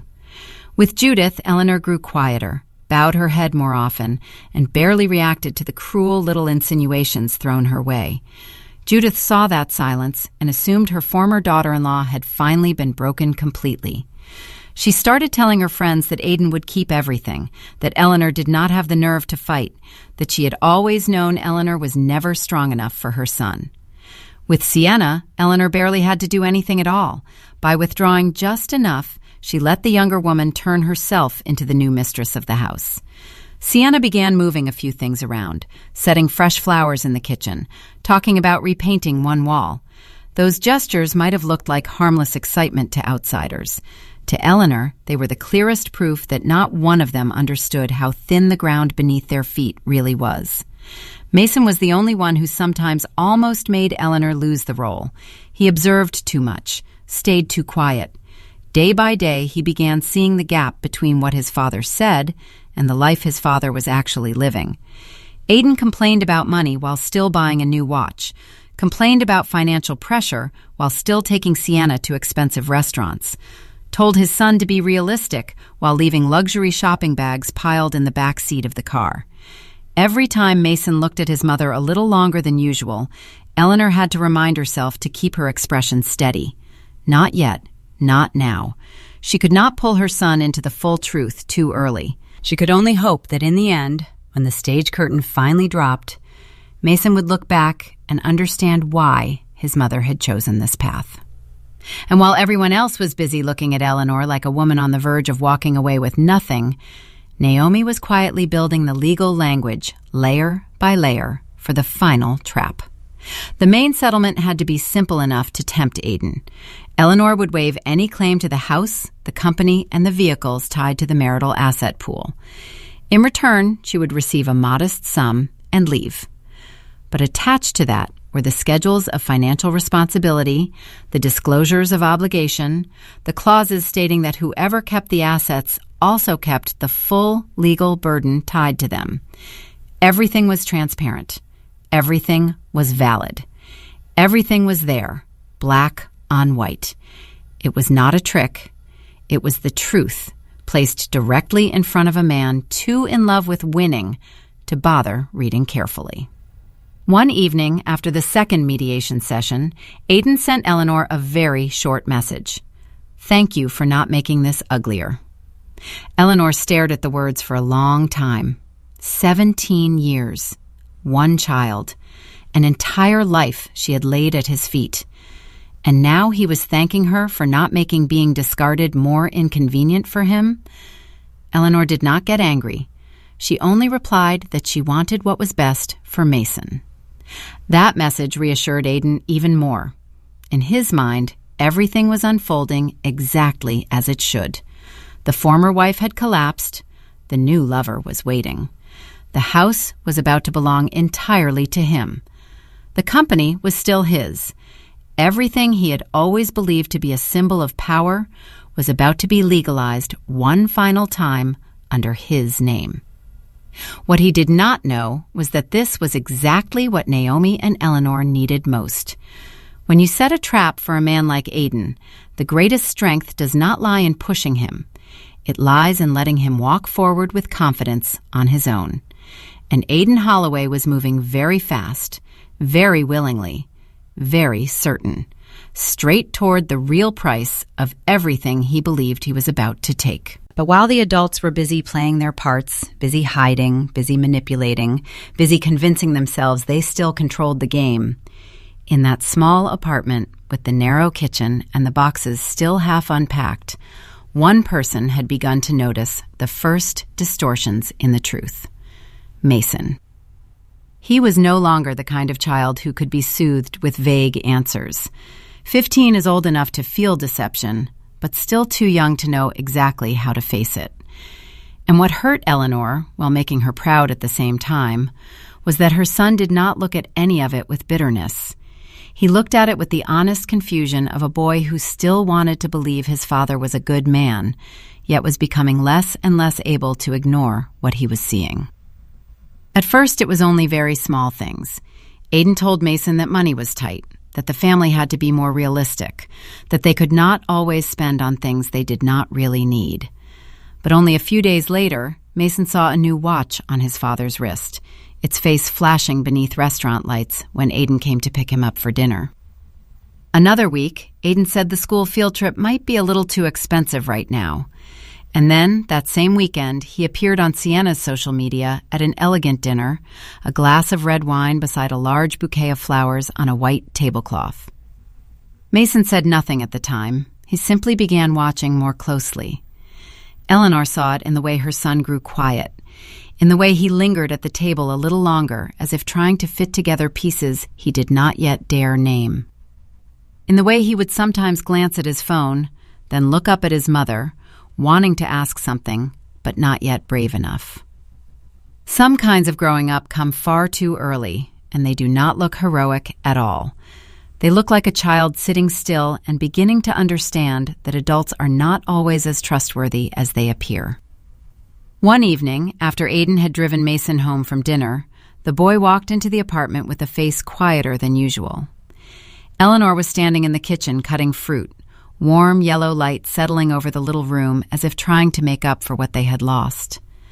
Mason set his backpack down on a chair, hesitated for a few seconds, then sat at the table without checking his phone, without opening the refrigerator for food the way he usually did.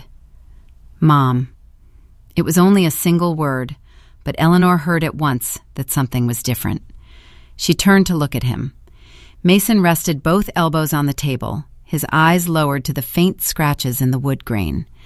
Then he asked very softly, as if afraid the question itself might make something else collapse, "Is Dad actually rich?" He did not ask it with sarcasm. He did not ask it with anger. It was the voice of a child who had just touched something sharp and did not yet know how deeply it might cut. Eleanor stood still.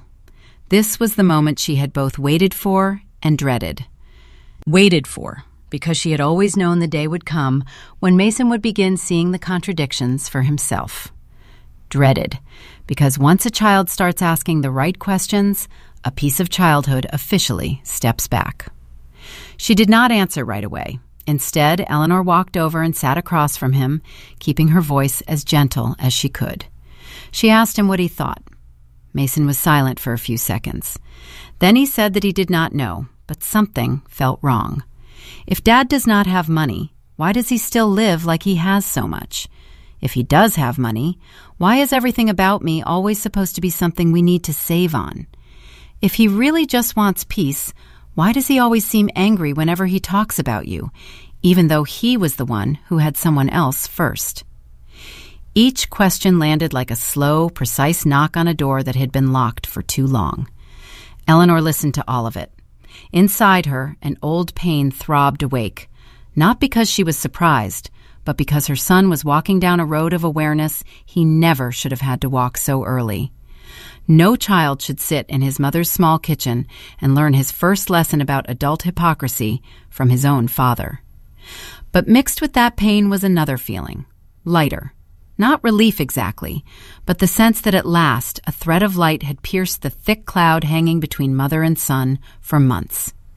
Mason was beginning to see for himself, not because Eleanor had forced him to believe, not because she had spoken badly about his father, but because at a certain point the truth begins to make noise on its own.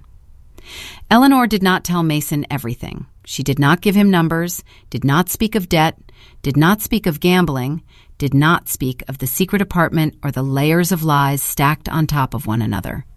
He was still too young for the full weight of that. But she did not lie either. She only looked at her son and said that some adults are very good at making the outside look better than the truth. And sometimes what matters most is not what they say, but whether what they do actually matches it. Mason looked up. For the first time in months, his eyes were no longer lost in the blur between two competing versions of the story. There was still pain there, still confusion, but now there was something solid to hold on to. He asked whether she knew more than she was saying. Eleanor smiled very faintly. She neither confirmed nor denied it. She only told him that sometimes it is better to keep watching a little longer.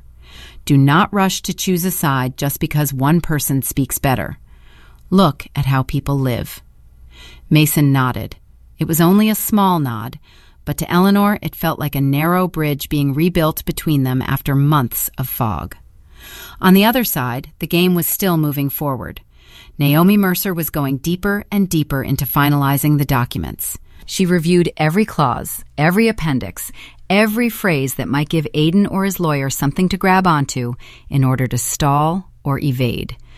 To Naomi, legal language was not something to skim and finish. It was architecture. And if built correctly, a document could stand stronger than concrete. But then, exactly as Naomi had predicted, the first person to sense that something was wrong was not Aiden. It was his lawyer, Peter Langford. Peter had practiced long enough to understand that divorces that seem too easy are often the easiest places to hide something. A successful husband, a pool of assets that looked large, a wife who asked for almost nothing beyond a modest sum and stability for her child. On the surface, it looked like a gift. In reality, good lawyers always mistrust gifts like that. He began asking for more documentation, not attacking directly, just the kind of questions his profession taught him to ask. More detailed reports, a few recent balance sheets, clarification of certain financial obligations attached to the assets. Naomi did not avoid any of it. She provided exactly what the law required, clear enough, clean enough, transparent enough that no one could say Eleanor had hidden anything. But the more Peter read, the less simple the picture became. He called Aiden. That call happened in the company office, surrounded by glass, steel, dark wood, and all the things Aiden liked to use to create the feeling that he was a successful man. Peter explained that before signing any final agreement, it would be wiser to conduct an independent financial review. Not because he suspected the ex-wife was playing some trick, but because the size of the asset pool and the obligations attached to it were too serious to be handled casually. Aiden reacted almost immediately. He brushed it aside, not only out of arrogance, but out of the instinct of men too used to having life bend to their will. In Aiden's mind, his lawyer was complicating something that was already simple. Eleanor had let go. She had asked for too little. Everything was nearly over. Why spend more money, waste more time, and go digging up trouble at this stage? Peter tried to explain further that an independent review was not a sign of fear, but a basic principle, that assets tied to business operations, credit lines, and hidden financial obligations should never simply be swallowed whole because winning feels good. But Aiden heard only one thing: delay. And he hated delay, especially when Sienna was already standing in the hallway of his new life, high heels clicking on the floor, waiting for the day she could move fully into that house with not a trace of Eleanor left in it. Aiden told Peter that he knew the value of his own assets better than anyone, that he had built the company, that he had bought the house, that all these warnings were nothing more than excessive caution from lawyers, the kind who always want to drag things out and generate more paperwork and invoices. Peter listened and could do nothing except offer his advice one final time. On the other end, Naomi sat in her office with a pen in her hand, listening to the summary from an intermediary contact with a calm so cold it was almost detached. She looked at Eleanor and said only one short sentence. "He's starting to smell smoke, but the man who's about to burn still isn't." Eleanor did not laugh. She only sat there, both hands clasped tightly beneath the table. Every step like this brought them closer to the end, but the closer it came, the heavier her heartbeat became. Because even after 3 years of preparation, even though reason told her everything she was doing was for survival, some deep part of her was still watching the man who had once been her husband walk himself toward ruin. It was a strange feeling, No love in the old sense, no trust, no wish left to save him, and yet still a heavy, clouded grief, like watching a house you once lived in through so many seasons begin to collapse, even though the cracks in it were not your doing. That night, after Mason had gone to sleep, Eleanor sat alone in the kitchen, watching the streetlights spill through the small window. The apartment was still cramped, still cluttered in places, still nothing like the life she had once imagined for herself after so many years of being a wife, a mother, and the woman behind a growing business. But here, inside that cramped little space, there was one thing the big house no longer had: truth. And that truth, painful as it was slowly bringing Mason back toward her, bringing Eleanor back toward herself, and pushing Aiden closer and closer to the thing he mistook for victory. In this world, justice does not always arrive like thunder. Sometimes it arrives through contradictions too large to keep hidden forever, through a child intelligent enough to see what does not match, through a lawyer old enough to smell danger, and through a woman underestimated for far too long who has finally learned how to sit still and let the truth do the rest of the work. And it was that very truth, painful as it was, that was slowly drawing Mason back toward her, drawing Eleanor back toward herself, and pushing Aiden closer and closer to what he mistook for victory. 2 weeks before the final hearing, the wheel began to turn faster. Naomi was the first to notice that the rhythm had changed, not through vague intuition, but through the cold, precise experience of a lawyer who had seen too many divorces to still believe in victories that came too easily. She called Eleanor into her office late one afternoon when the sunlight was fading across the glass faces of buildings and the city carried the false quiet of an ordinary day. Naomi had a file open on her desk, several pages marked with yellow sticky notes. She did not waste time. Aiden's lawyer, Peter Langford, had reached out again. His voice had remained polite, but now there was a thin layer of tension beneath it. Peter wanted a closer look at the financial disclosures. He wanted to review the appendices tied to the responsibilities attached to the asset package Aiden was receiving. He wanted one final confirmation that every figure was complete and up to date. Eleanor sat down, fingers laced together in her lap. She did not ask whether something was wrong. She understood. The only person left in this story who still possessed professional caution had begun to smell smoke. Naomi looked at her and said quietly that Peter was smarter than his client.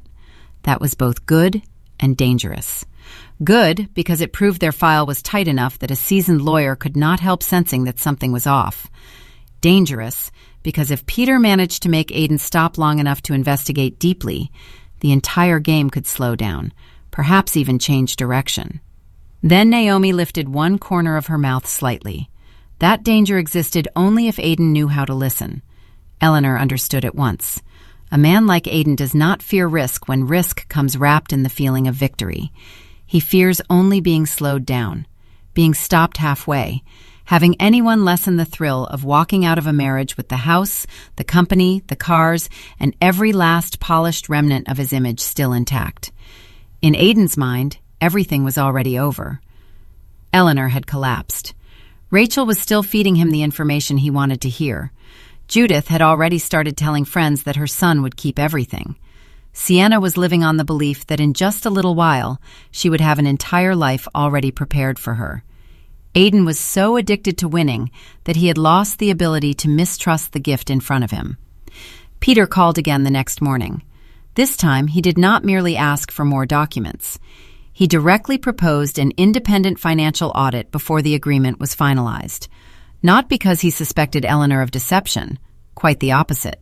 It was precisely because everything had been presented so thoroughly, so cleanly, so neatly, that Peter felt even less at ease.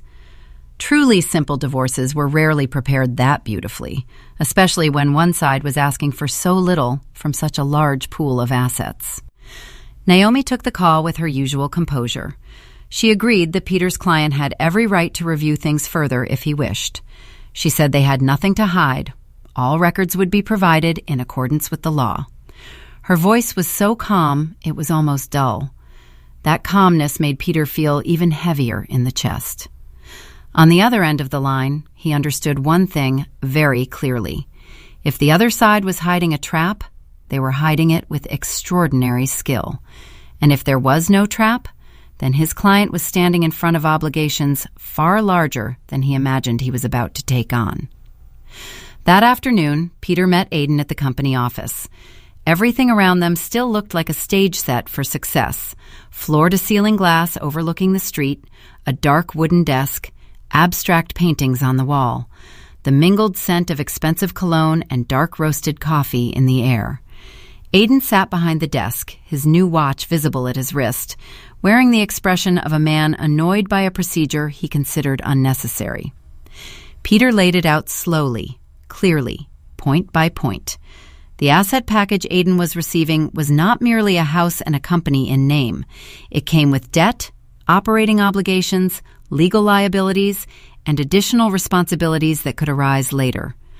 Under these circumstances, an independent audit was the prudent course, not out of fear, but because it was the only way to know exactly what he was signing for.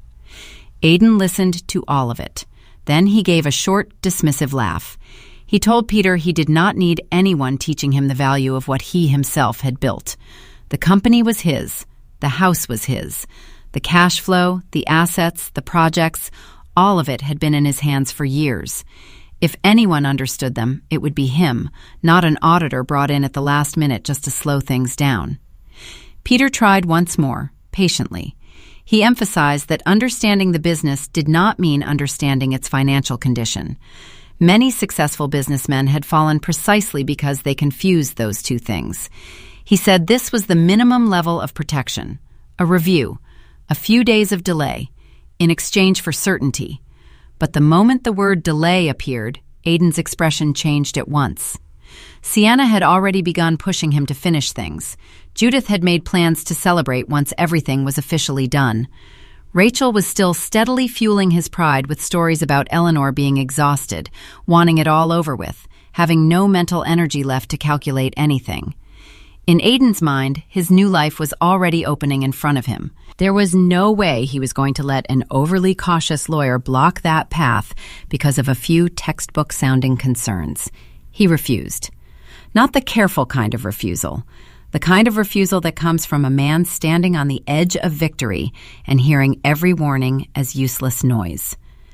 Peter looked at his client for a long time. In that moment, he understood he was witnessing the thing every lawyer hates most. A man who is not lacking information, only lacking the humility to read it.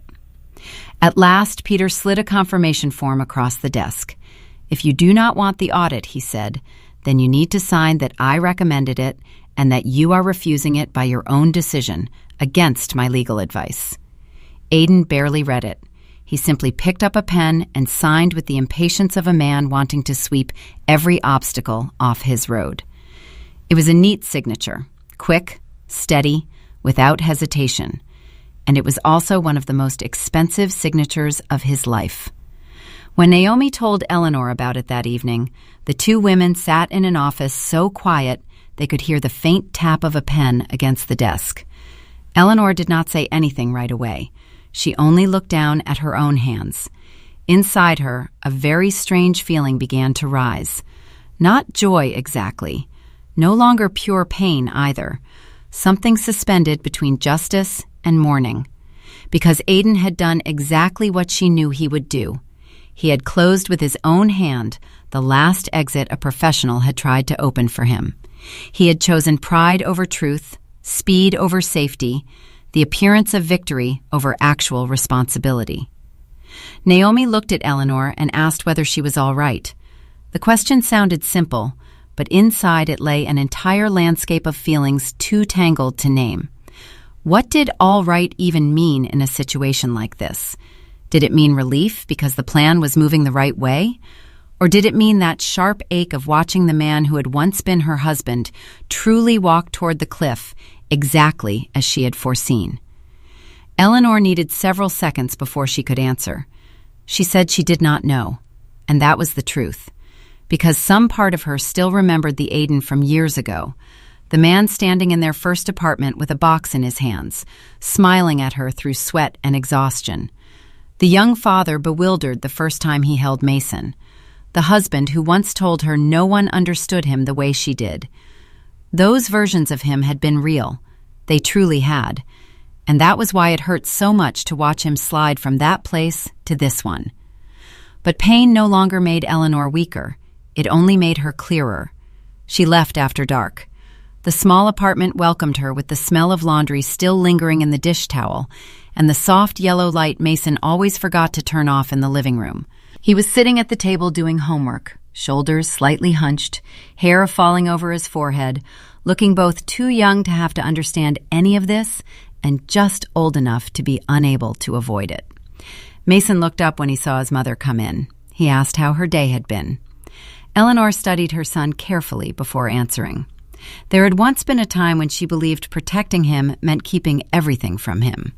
But now she understood that protection does not always mean concealment. Sometimes protection means teaching a child how to stand in front of the truth without letting the truth ruin his heart. She smiled and told him that she had finished something important that day. Mason nodded, as though he understood more than she had said. That night, after her son had gone to sleep, Eleanor sat alone in the kitchen with a cup of tea slowly growing cold. The room was quiet. No unfamiliar high heels. No perfume from another woman clinging to her husband's coat. No polite sentences sharpened like knives. Only the very real tightness of a new life and a woman sitting inside it with a heart that still hurt but was no longer blind. A message from Aidan lit up her phone. "Thank you for not making things harder." Eleanor stared at the words for a long time. He still thought she was helping him, still thought her silence was surrender, still thought her patience was weakness, still thought the road in front of him was being cleared by the failure of the woman who had once lived beneath the same roof as he did. Eleanor set the phone down.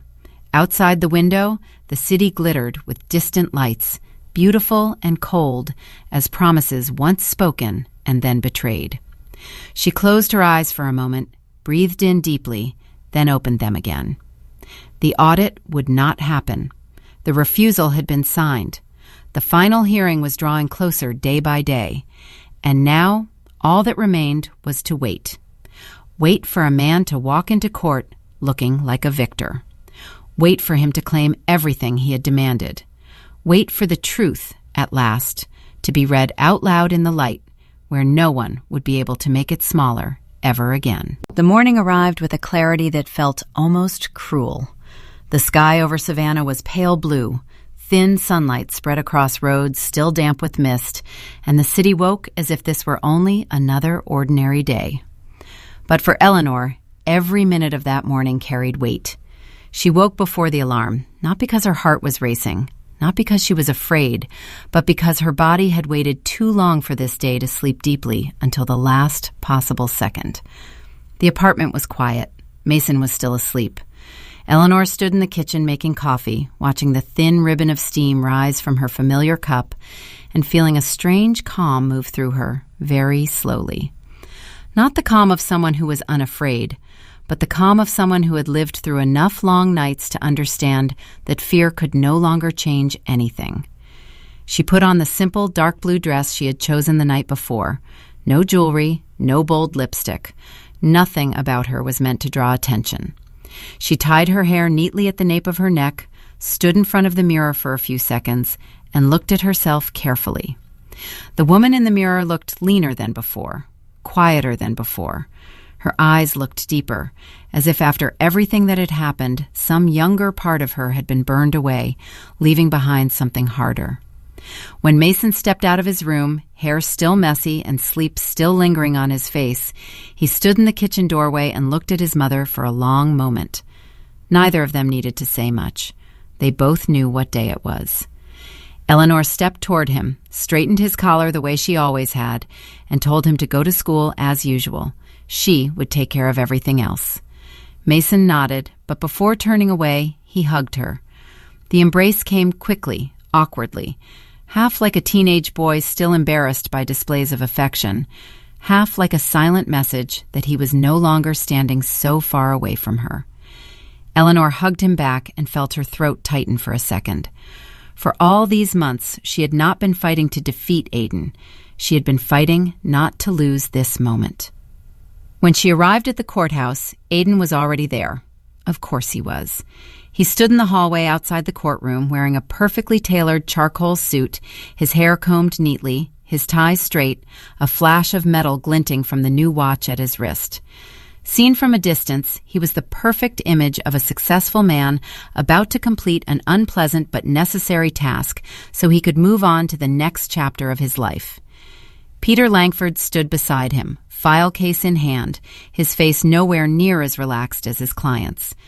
Judith sat on a bench along the wall, her light-colored outfit immaculate, her back straight, her expression carrying the confidence of someone who had already told her friends the version of the story she wanted this day to become. Beyond the glass at the end of the hallway, Sienna appeared faintly in the reflection.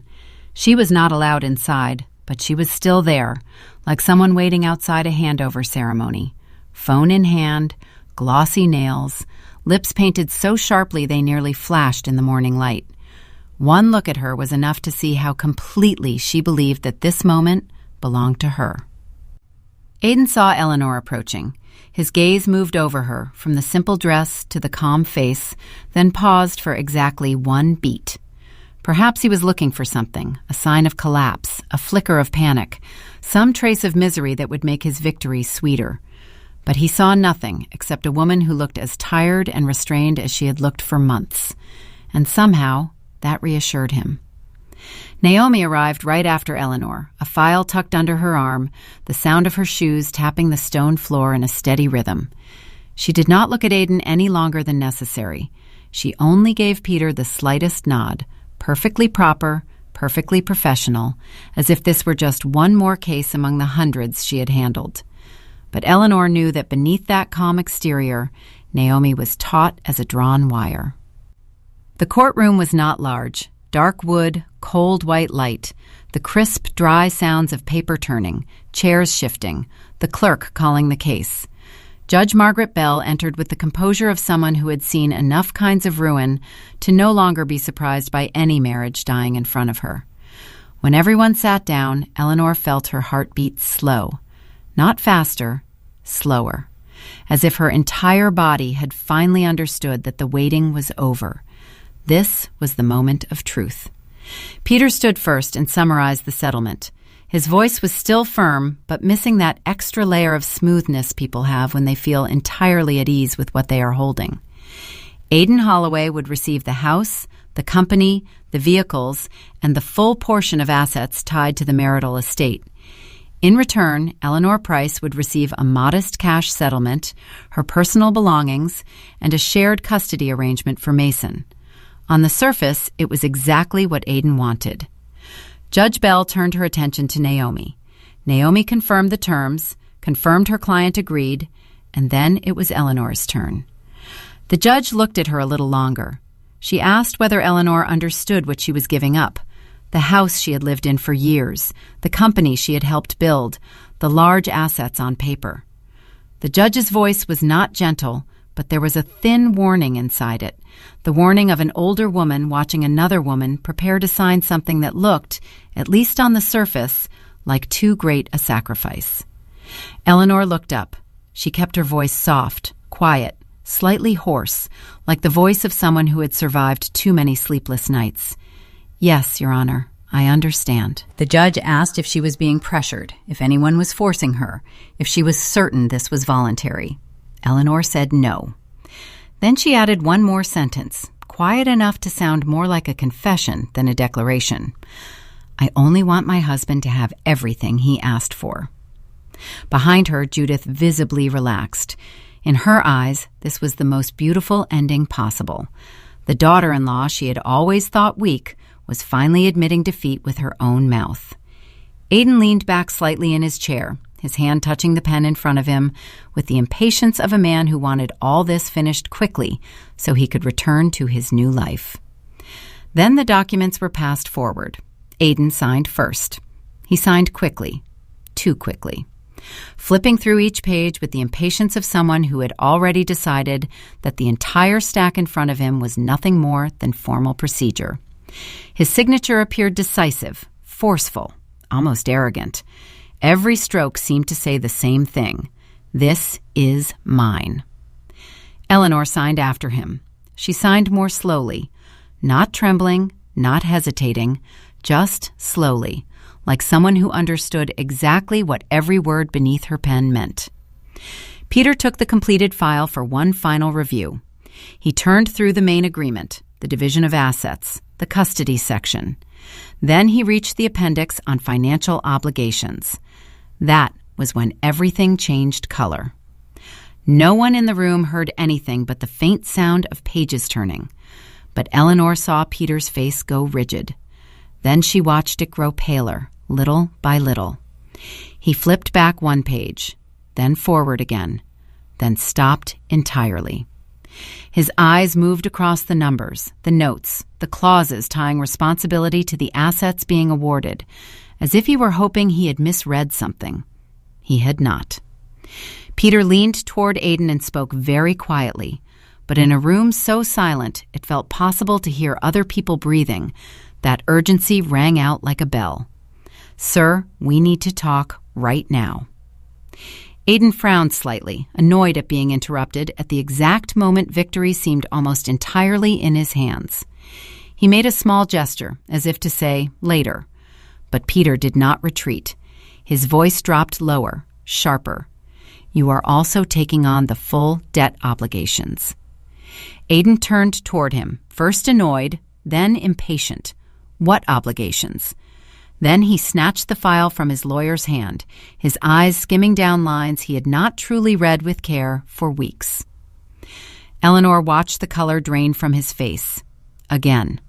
This time slower, clearer, unmistakable. The loans attached to the house, the company's financial liabilities, the credit lines, the tax obligations, the long-term payment responsibilities. All of it. All of it came with what he had just signed for. Aidan shot to his feet so suddenly that the legs of his chair scraped against the floor with a harsh, jarring sound. Judith sat up straight. Outside the glass, Sienna lifted her head from her phone at the noise. The whole room seemed to tighten, as if one louder sound would tear it apart. "Something is wrong," Aidan said. His voice was no longer the voice of a composed man. It had broken at the edges. Judge Bell looked up very slowly. Her eyes settled on Aidan, sharp and cold as glass. "What exactly is wrong, Mr. Holloway?" Aidan flipped through the pages with fingers that had begun to shake. He said this was deception, said the numbers could not be right, said Eleanor had hidden something, said he did not know he was taking on all these obligations. That was the moment when the truth finally stepped fully into the room. The judge looked down at the file, then at Peter. In a slow motion that was almost painful, Peter pulled out the signed acknowledgement Aidan had executed, the paper confirming that he had been advised to pursue an independent audit and that he had refused against legal advice. The judge scanned it, then looked up. "So you were advised to review this further. You refused, and you signed a confirmation of that refusal." Aidan stood frozen for a few seconds. They were the first seconds that morning in which he truly looked like an ordinary man, stripped of his sheen, stripped of his performance, stripped of the glossy skin of success. What remained was only a man driven to the edge by his own greed and blind confidence. He turned toward Eleanor. In his eyes was everything: rage, confusion, humiliation, fear, and at last, recognition. "You knew, didn't you?" he asked, his voice gone rough. Eleanor looked straight into her ex-husband's eyes. For the first time in the entire divorce, she no longer made herself smaller. "I kept your books for all those years, Aidan. I knew everything." She did not need to say more. That was enough. Enough to strip away the script Aidan had been telling himself for months. There was no foolish wife left behind, no clever man escaping a dead marriage. There was only a greedy man, too blinded by the idea of victory, who had signed with his own hand the full price of everything he had demanded. Aiden turned back to the judge and said he wanted to withdraw, said he had not fully understood, said this was not fair. Judge Bell shook her head. Her voice was not loud, but every word landed like a hammer. You were represented by competent counsel. You were advised to investigate further. You refused. The figures were disclosed in the file. The obligations attached to the assets are part of the agreement. The court sees no deception on the part of Ms. Price. Then she declared the agreement effective. It was not the loudest moment of Eleanor's life, but it was the sharpest. She heard the air in the room shift, heard Judith's breath catch, heard hurried footsteps moving in the hallway outside, heard something inside herself close after years of being torn open. She stood up, picked up her handbag, smoothed the folds of her dress. Aiden remained seated there, his face ashen, one hand still resting on the file as if touching it long enough might somehow change the numbers. But they did not change. The truth has never needed to be shouted to become cruel. It only needs to be read correctly, at the right moment, in front of the right people, the ones who have nowhere left to deny it. Eleanor looked at him one last time. Her voice was small, calm, almost gentle. You once said you wanted everything except Mason. I gave you exactly what you wanted. Then she turned away, without looking back, without waiting for a reaction, without meeting another word. Behind her, an entire world was collapsing on Aiden Holloway, and for the first time in many years, Eleanor walked out of a room without carrying his burden with her. The courtroom door closed behind her with the faintest sound, but inside Eleanor, it rang like the final bolt sliding into place after a storm that had lasted far too long. The hallway outside was bright, cold, and wide, yet as she walked through it, she felt as if she had just crawled out of a narrow place that had kept her holding her breath for years. On the other side of the glass, Sienna was the first to realize that things had not gone according to the script she had imagined. She did not need to know every legal detail to see that the look on Aiden's face when he burst out of the courtroom was no longer the face of a victorious man. The polished ease was gone. The confidence was gone. All that remained was twisted panic and anger, the expression of someone who had just been stripped of his glossy skin in front of a crowd. Peter followed behind him, his voice still professionally calm, but his eyes held the tired look of a man who knew he had just watched his client drive himself straight off a cliff after being warned again and again. Sienna shot to her feet. She looked at Aiden, at the lawyer, at Judith, then back at Aiden once more. In that look, Eleanor could see the exact instant an illusion shattered. Sienna had never loved Aiden as a person.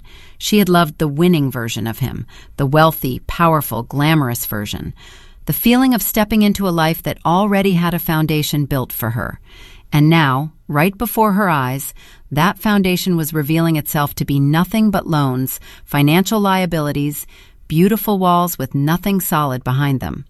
Sienna said nothing to Eleanor. She did not need to. She turned and walked away quickly across the marble floor, her high heels striking it in a frantic, uneven rhythm, nearly out of control. She disappeared faster than she had ever arrived in that marriage. Judith could not run the way Sienna did. She stood frozen in the hallway, her face pale and rigid, as if her features had not yet decided whether to turn toward fury or disbelief. The woman who had come in that morning carrying herself like the winner now looked as if someone had ripped the rug out from under her. She called Aiden's name, her voice no longer holding its usual control.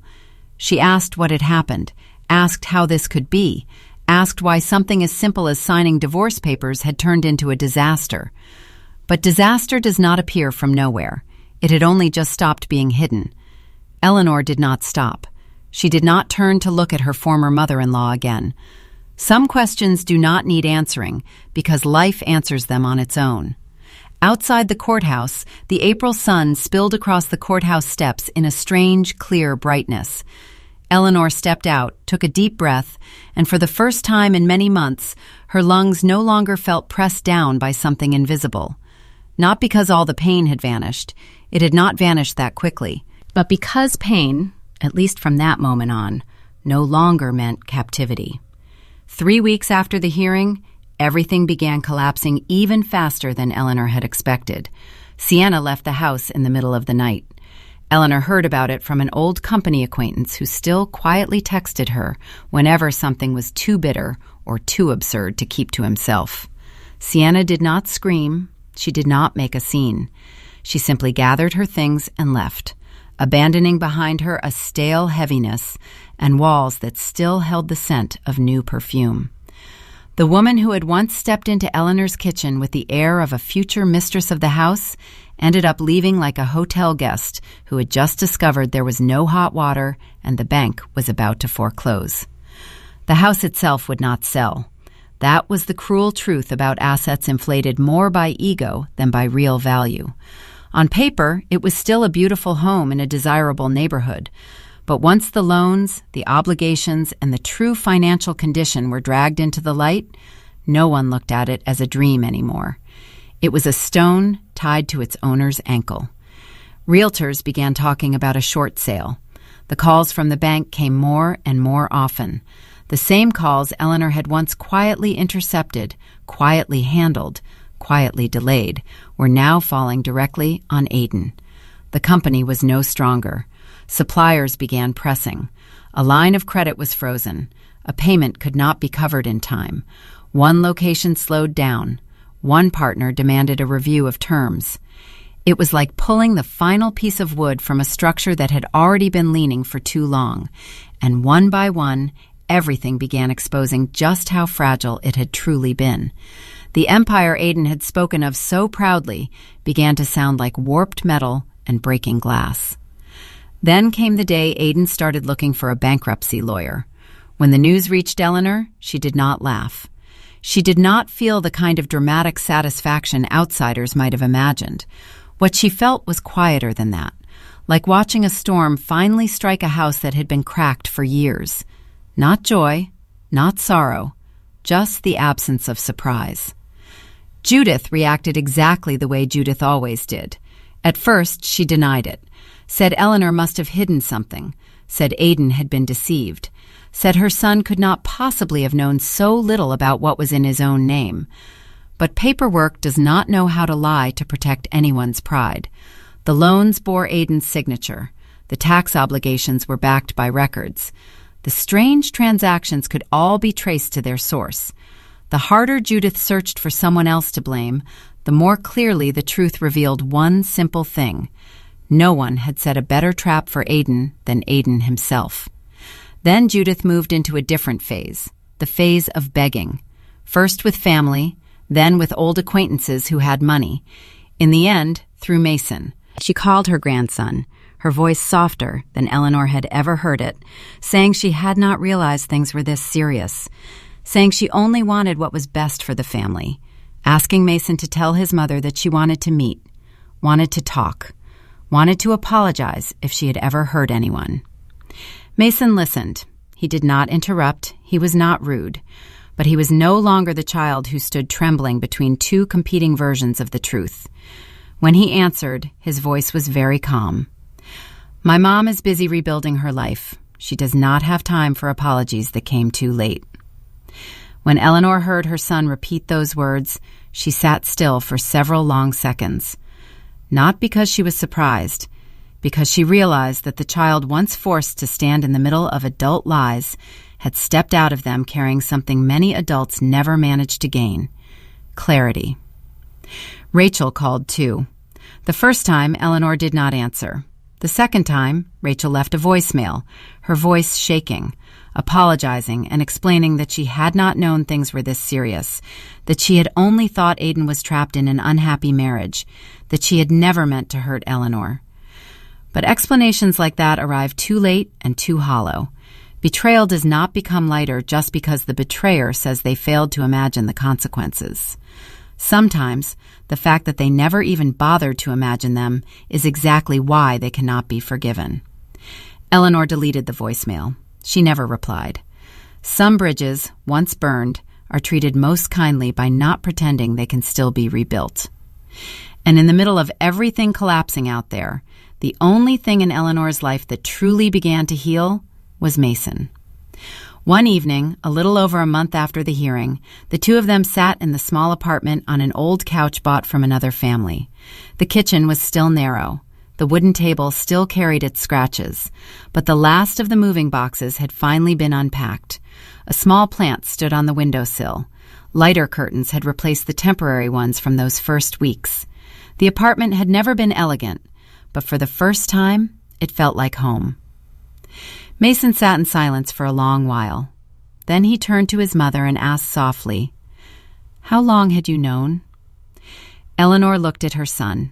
There was no longer any reason to hide more. She told him enough, about the night 3 years earlier, about the numbers, about the fear, about protecting the money that was still hers, about the trust fund she had set aside for his future, about why she had stayed silent, waited, endured, and played weak until the very last moment. Mason listened to everything. He did not interrupt. He did not ask childish questions like why she had not told him sooner. Because by that age, he was old enough to understand that sometimes love does not mean telling the whole truth immediately. Sometimes love means carrying it alone until the person you love is strong enough to bear it. When Eleanor finished, Mason sat still for a moment, then hugged her. This time the embrace was tighter than the one on the morning before court. There was no hesitation in it now, no awkwardness. It was the embrace of a boy stepping into manhood, and in that moment, he understood that his mother was not weak the way people had thought. She had simply been strong enough to wait for the right moment. The money Eleanor received in the settlement was not much, but it was enough to keep paying the rent for many more months. Enough to buy the necessary furniture without feeling trapped in something temporary forever. Enough to allow herself to think about the things she had set aside for too long, her own life. Eleanor enrolled in a commercial interior design course at the community college.